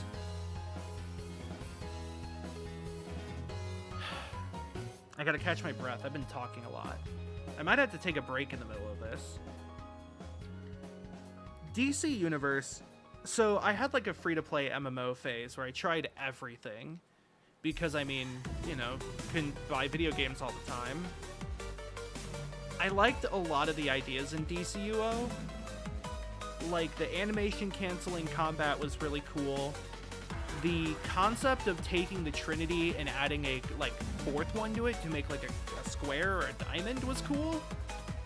It was essentially like you had tanks, healers, DPS, and then you had dedicated crowd control classes, or players, or roles. I think my one problem was that a lot of the cool powers were locked behind a paywall, such as every single lantern power, which sucks because I love lantern powers. That's like my shit.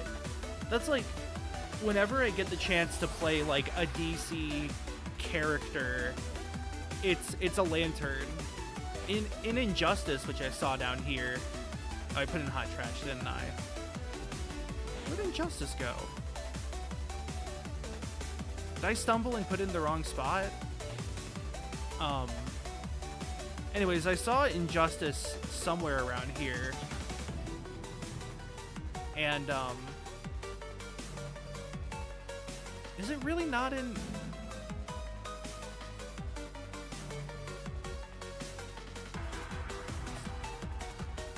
I'm very confused. Anyways, oh wait, it might be hidden.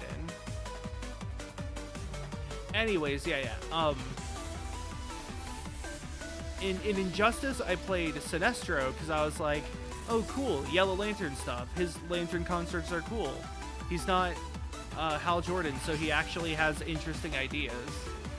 He doesn't just make like a gun and a rocket and maybe a plane if he's feeling fancy today and he has some extra time. Oh well. If Injustice was somewhere, just know it's hot trash. Oh, I put it in Poses and Nerds, that's fine. Okay. Gotham Knights, never played. Gotham City Monsters, never played. Suicide Squad. Shadow of Mordor, I think is not for me, but okay. The Nemesis stuff is really cool. Hitman is goated, obviously. That goes up there. Lego games are overall goated, I think. Lego Racers is phenomenal, even though it's hard as nails. Spy Hunters. Defender. Like, I'm just... So many of these are just arcade games. Joust... I have thoughts on, but I'm not going to get into them. Half-Life is... I played one, but it was good. I played Half-Life 2. Portal. Respectable. You know what? I'd say more good than bad. You know what? I'd say always nice. I also have very complicated opinions on the Portal series that I've talked about a number of times. It's like... It's fine... I think Portal 1's great, but the problem is that when the puzzles rely on thinking with portals, and portals being an unusual sort of mechanic, they get a little stale once you start to learn how to think with portals. So, like, first playthrough of Portal 1's great, but then if you go to Portal 2, it's like, you already know things like gravity flinging and just the fact that you can go up using portals. You can go sideways with portals. That they have to introduce so many non-portal surfaces so that you don't cheese it. And then also they added all these other mechanics, which are cool. Like the gel is cool. The light bridge is cool. The funnel is fine. But I feel like it just detracts from the Portal part of Portal. It's a really good it has really good writing though. Like Portal 2 fits in a very similar place in my head as Stanley Parable and Superliminal, of like, you know, a game that like has really good writing, and if it has puzzles, it doesn't really have complicated puzzles. Left 4 Dead, I played a little bit of Left 4 Dead 2 and it was fine. Dota 2, I played a little bit. I think it's fine, I guess. I like a lot of Dota 2 stuff. I think, as like a League player, I think Dota 2 is really cool in how it is designed around and encourages like experimental team comps. Things like having a tri-lane is unheard of in League. Like, people do it as a meme and then they die. League, the lanes are pretty set in stone, and then when team comps get weird, they nerf them. Like when support Janna top with Smite was a thing, which was like super weird, and it was just really just to like contest one resource. They nerfed it. They're like, no, you. So Riot kind of sucks with that, but Dota 2 is interesting. I don't have as much, you know, to say on like the nerfing and buffing quality and all that. Sims is goated for so many reasons. They added insulin pumps.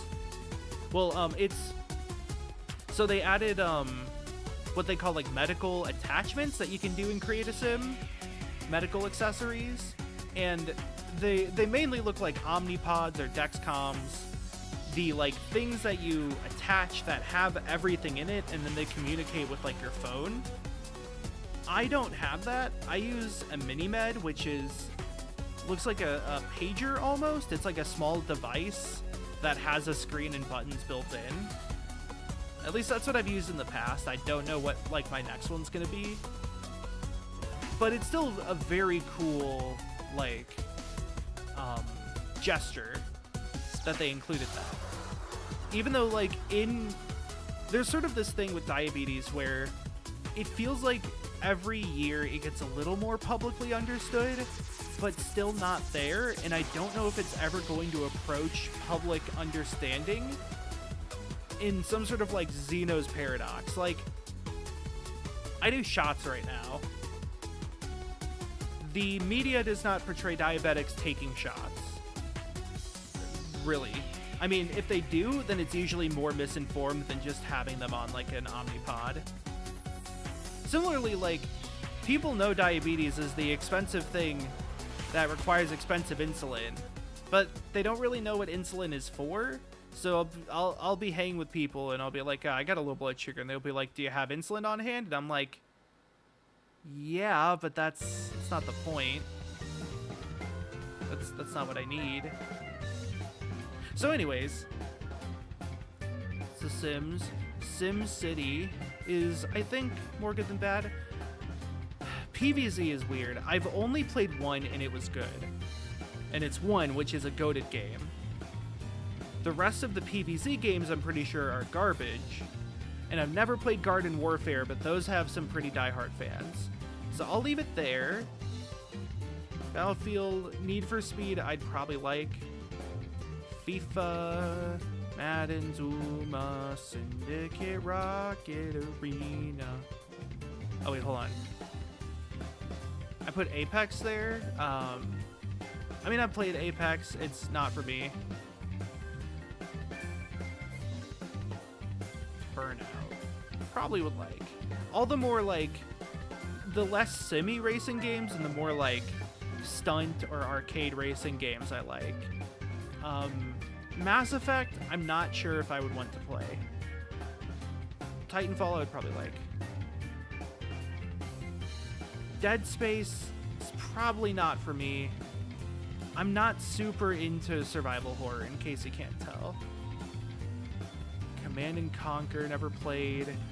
Rock Band is like the same thing as Guitar Hero, so I'd probably like it.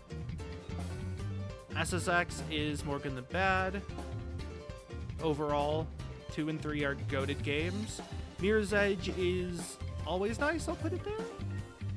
Skate is always nice. Maybe not goated, but it's very good. Skate 4 when. Spore is hot trash, I'm sorry. I loved the lead up to Spore. I need to see if I still have like the old Game Informer magazines that covered Spore. Just because like it was obviously super ambitious and the game they wanted to make was not the game they made. I would probably like A Way Out. Oh, hold on. Shit. Where'd it go? There it goes. Okay, let's go back to 7. There we go. Where was I? Oh, there's so many still. Okay, Battlefront, Borderlands, BioShock is, I think, respectable overall. Not Infinite, though. You know what? I'll say BioShock is fine, I guess. I think that's more fitting. XCOM, never played. GTA is not for me.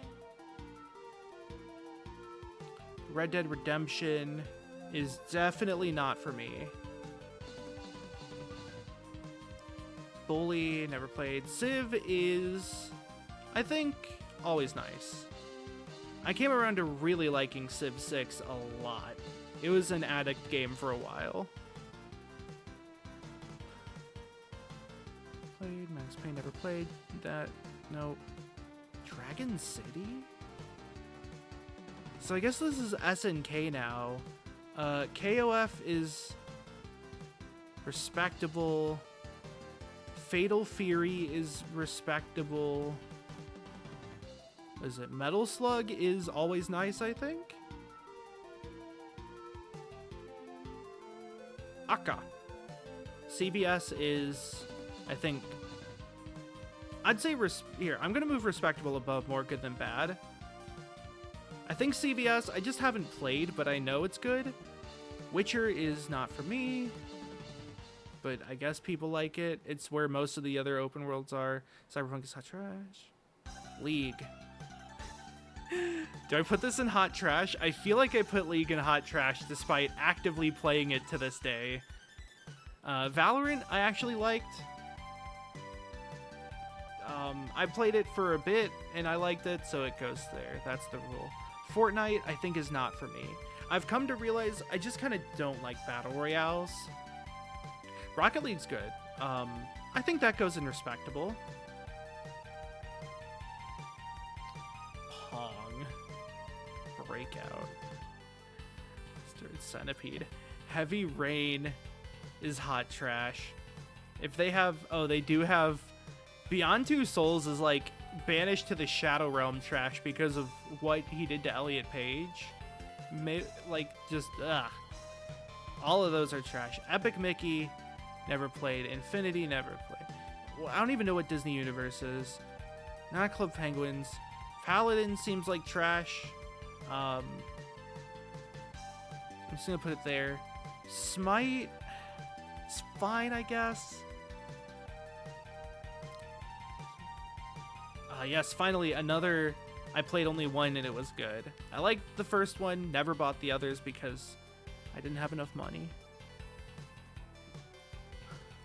Oh, now we're in LucasArts Town. LucasArts Town is full of things that are respectable.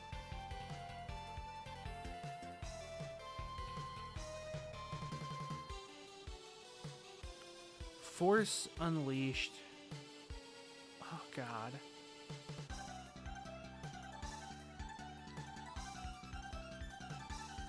What the hell is Brawl Stars? I don't want to just put all the mobile games on here, but like, man, some of these are like not worth even recognizing. Tetris is goated though, especially Virtuous Tetris variants. we're getting to that. Telltale. I mean, this isn't really a franchise. This is a company. They made Strong Bad's cool game for attractive people. They also made the Sam & Max reboot. But, like, I mean... Angry Birds? Goes into hot trash. See, like, Samba de Amigo and Game & Watch are, like, a different brand than these. I guess I'll just put them... No, that goes there. I guess I'll just put them there? I don't know. Ark? Trash, I think? Outlast. You can be trash. The Forest. Never played. It's definitely not for me. PUBG. Not for me. The FBB is goated, sorry. Wait, this is Rehydrated. I'll say it's always nice then. If it was regular BFBB, then it's, you know, whatever. But, like, Rehydrated, that's a little more complicated of a question. Whoever made this is just such a zoomer, I guess. I think Death Stranding is fine. I need to play it more to develop an opinion. Yep. Planet Coaster is, I think, always nice. Frontier makes games that are hard to play, but are also very good, like, creative tools. Roblox is... Again, I have played too much Roblox throughout my lifespan. It is hot trash. VR chat is, I think, respectable. If I had a VR setup, I would play it. I'm very shy as is, though. And I'm more afraid of, like... I don't know. Not having a headset. More afraid of judgment. I think Worms is more good than bad. Worms 2 is great. Control is probably like, I still have to play it because it was free. Sekiro is goated. I'm putting it up there. What's Krunker?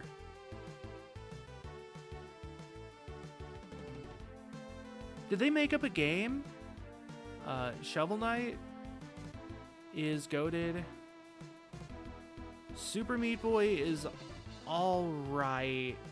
I'll put it in more good than bad, I think. Nah, you know what? It goes a little higher. Super Meat Boy was this weird thing of, like... When it released, it was this big indie game crossover, and it felt... As much as it was a, you know, difficult speedrun platformer, it also felt like a celebration of Macmillan's, like, indie game peers. And I think that aspect is really cool.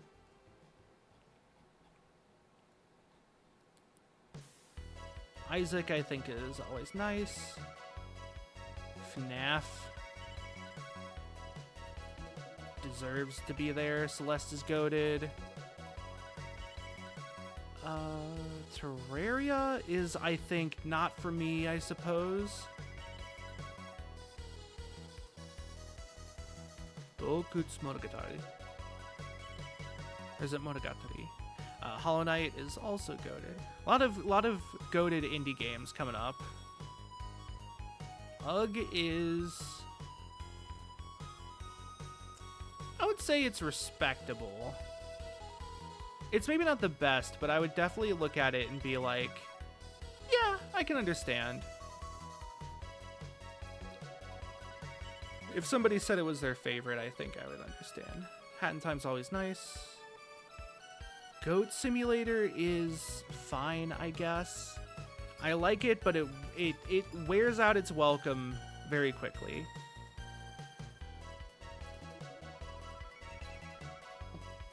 Fez is... I think it's always nice. It's not quite goated, but it's very good. I like what it represents. Ukulele is more good than bad, especially because of Impossible Lair. I mean, I speedrun it, so like... You know, what do you want me to say? Octodad is, I think, respectable. Ultimate Chicken Horse is goated. If you have friends that play video games like pretty regularly, it's one of the best party games out there. Like couch party game. It's so good. It is Mario Maker, but your goal is to fuck over other people, but you can be incredibly cheeky with it. It's so funny. Super Hot is fine.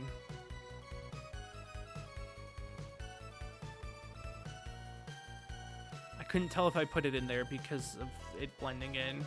Oh, there's Pikmin and Chibi Robo. Hold on. Okay. Like Chibi Robo 1 is good, and there's no other Chibi Robo games. No, there's one other one on the DS, but it didn't come to America, I think? Something like that. Anyways, Punch Out also goes up here. Into played one and it was good. Okay, back to indie games. Battle Block. That was respectable. Castle Crashers. Always nice. I played a ton of Castle Crashers. It was one of the first 360 games we got, and I played through it with so many characters, with so many people. A like classic thing to do with friends for me.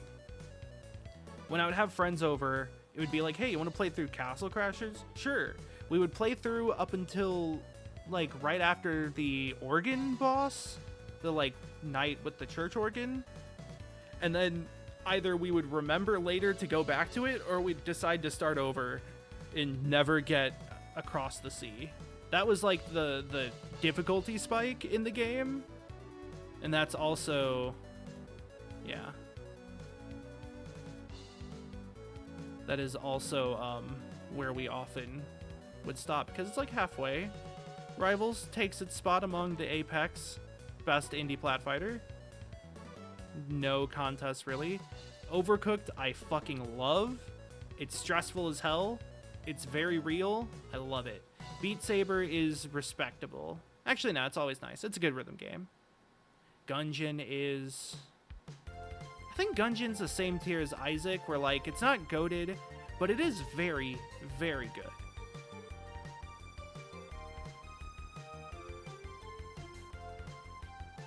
Slime Rancher, never played. Stick Fight is fine. Not as good as Chicken Horse. Polybridge is another one I respect, but I haven't really played. I would probably like it, though. I like puzzle games. I like Zach likes. Don't Starve is not for me. I'm not into survival stuff. DDLC is respectable. Among Us. Honestly, Among Us is really good. Like, okay, memes aside, I actually think it's a really well-made game. We did an episode of Board Game Bros about it. Stickmin is... I'm gonna put it here. It does feel like a PowerPoint presentation, or I guess it's just a visual novel, really. It pretty much just relies on nerd references, but, I mean, it has some good nerd references. That part's good. I like the fusion part in the last one. That part's good. Bit Trip is more good than bad, I think. Beat, Core, like one of the Runner games. I kind of don't like Runner. Like, the auto runner stuff is kind of upsetting, and since Bit Trip isn't really a game where you learn... Like, you're not following along the rhythm of a song that follows normal song conventions. Like, the rhythm's kind of all over the place because the notes are sort of procedurally generated, as in the pitch of the notes. The placement's always the same, but it's kind of wherever. So it's hard to use, like, music theory intuition, you know. Duck Game is a similar category to Ultimate Chicken Horse, so it's going to be here. You know, like, if I'm playing... I don't know, like if I'm playing like Osu, for example, I can follow along with like the beat and then get a basic idea of how things will be spaced to it so that I can sight read patterns. Or if I'm playing Groove Coaster, generally I can do like, you know, I don't know. It feels like learning songs in other games is a lot easier, but the runner games feel so chaotic that it's hard to really get a good feel for them a lot of the time. It feels too much like an auto runner and not enough like a rhythm game for me. And even then, like, the other Bit Trip games can kind of approach that, but at least like Core and Beat have patterns in a much more like rhythm gamey style, I think is how I put it. Guacamelee is fine. It's not my favorite Metroidvania. It's okay. It's for nerds and posers. Journey is very respectable. Katane, I wish we still had the VOD for that. But that's goated. We need to finish Katane. And then after that, we need to, like, you know, do more Katane. We never actually finished it. Viva is really good. Jackbox Party Pack is goated. It's just like the go-to party game. It's better than Cards Against Humanity, and that's all it needs to be. JSAB is really good. I really like it. I'm going to say it is always nice. So Phasmophobia, probably like. I wanted to play it, but my friends are too cowardly. Hades is good. I think it's always nice, though. I might have just got burnt out on Hades, but I came around to just not super enjoying it, I guess. Or rather, I like it. I think combat got too easy. Builds got too easy and straightforward and repetitive. It was too easy to force certain things. And it all kind of just blended together. I felt like I did everything I wanted to do very early with Hades. Whereas, like, there's a lot of other games where I feel like I still haven't done everything. Limbo is fine. Plague Inc. I literally started playing this like 2 days ago.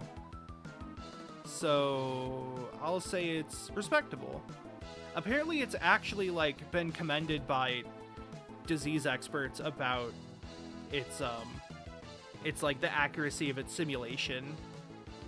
So that's cool. They've collaborated with the CDC before and the, you know, all that. Skullgirls is really good. Fuck the chuds who are mad and review bombing the game.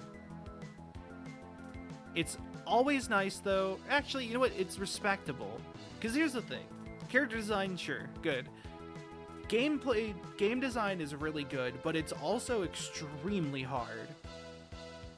I like fighting games. I'm bad enough at six button fighters as is. And at versus games, I can barely manage 2 in BB Tag.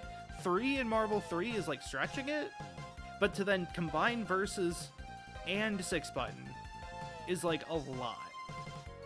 And Skullgirls characters are really complicated and like they have a lot of depth to them, which is really cool, but it also makes learning them hard. So yeah, that goes there. Katana Zero, wasn't there supposed to be more Katana Zero? I feel like it was fine, but I thought there was supposed to be like more being added or something. I don't remember. There's some weird stuff about that game. Maybe it's rude to put it there. I'll put it there. And then Friday Night Funkin' I like well enough, but I feel like it's running into issues. Like Kickstarter creep, where you make a Kickstarter with a much higher scope than you originally planned, not really realizing or taking into account things like timetables, and then you are left with that. Whoops. Alright, so I wanted to do this Pokemon, Ultimate Pokemon choice thing. I've done it before, but I didn't do it on stream. And then I wanted to do fast food, but I'm out of breath and it's been 3 hours, so I think I'm just gonna end there. We finished the Mega Man games and we finished the We did the game franchises, which took a long time.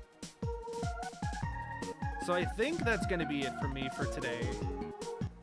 And by extension, this weekend.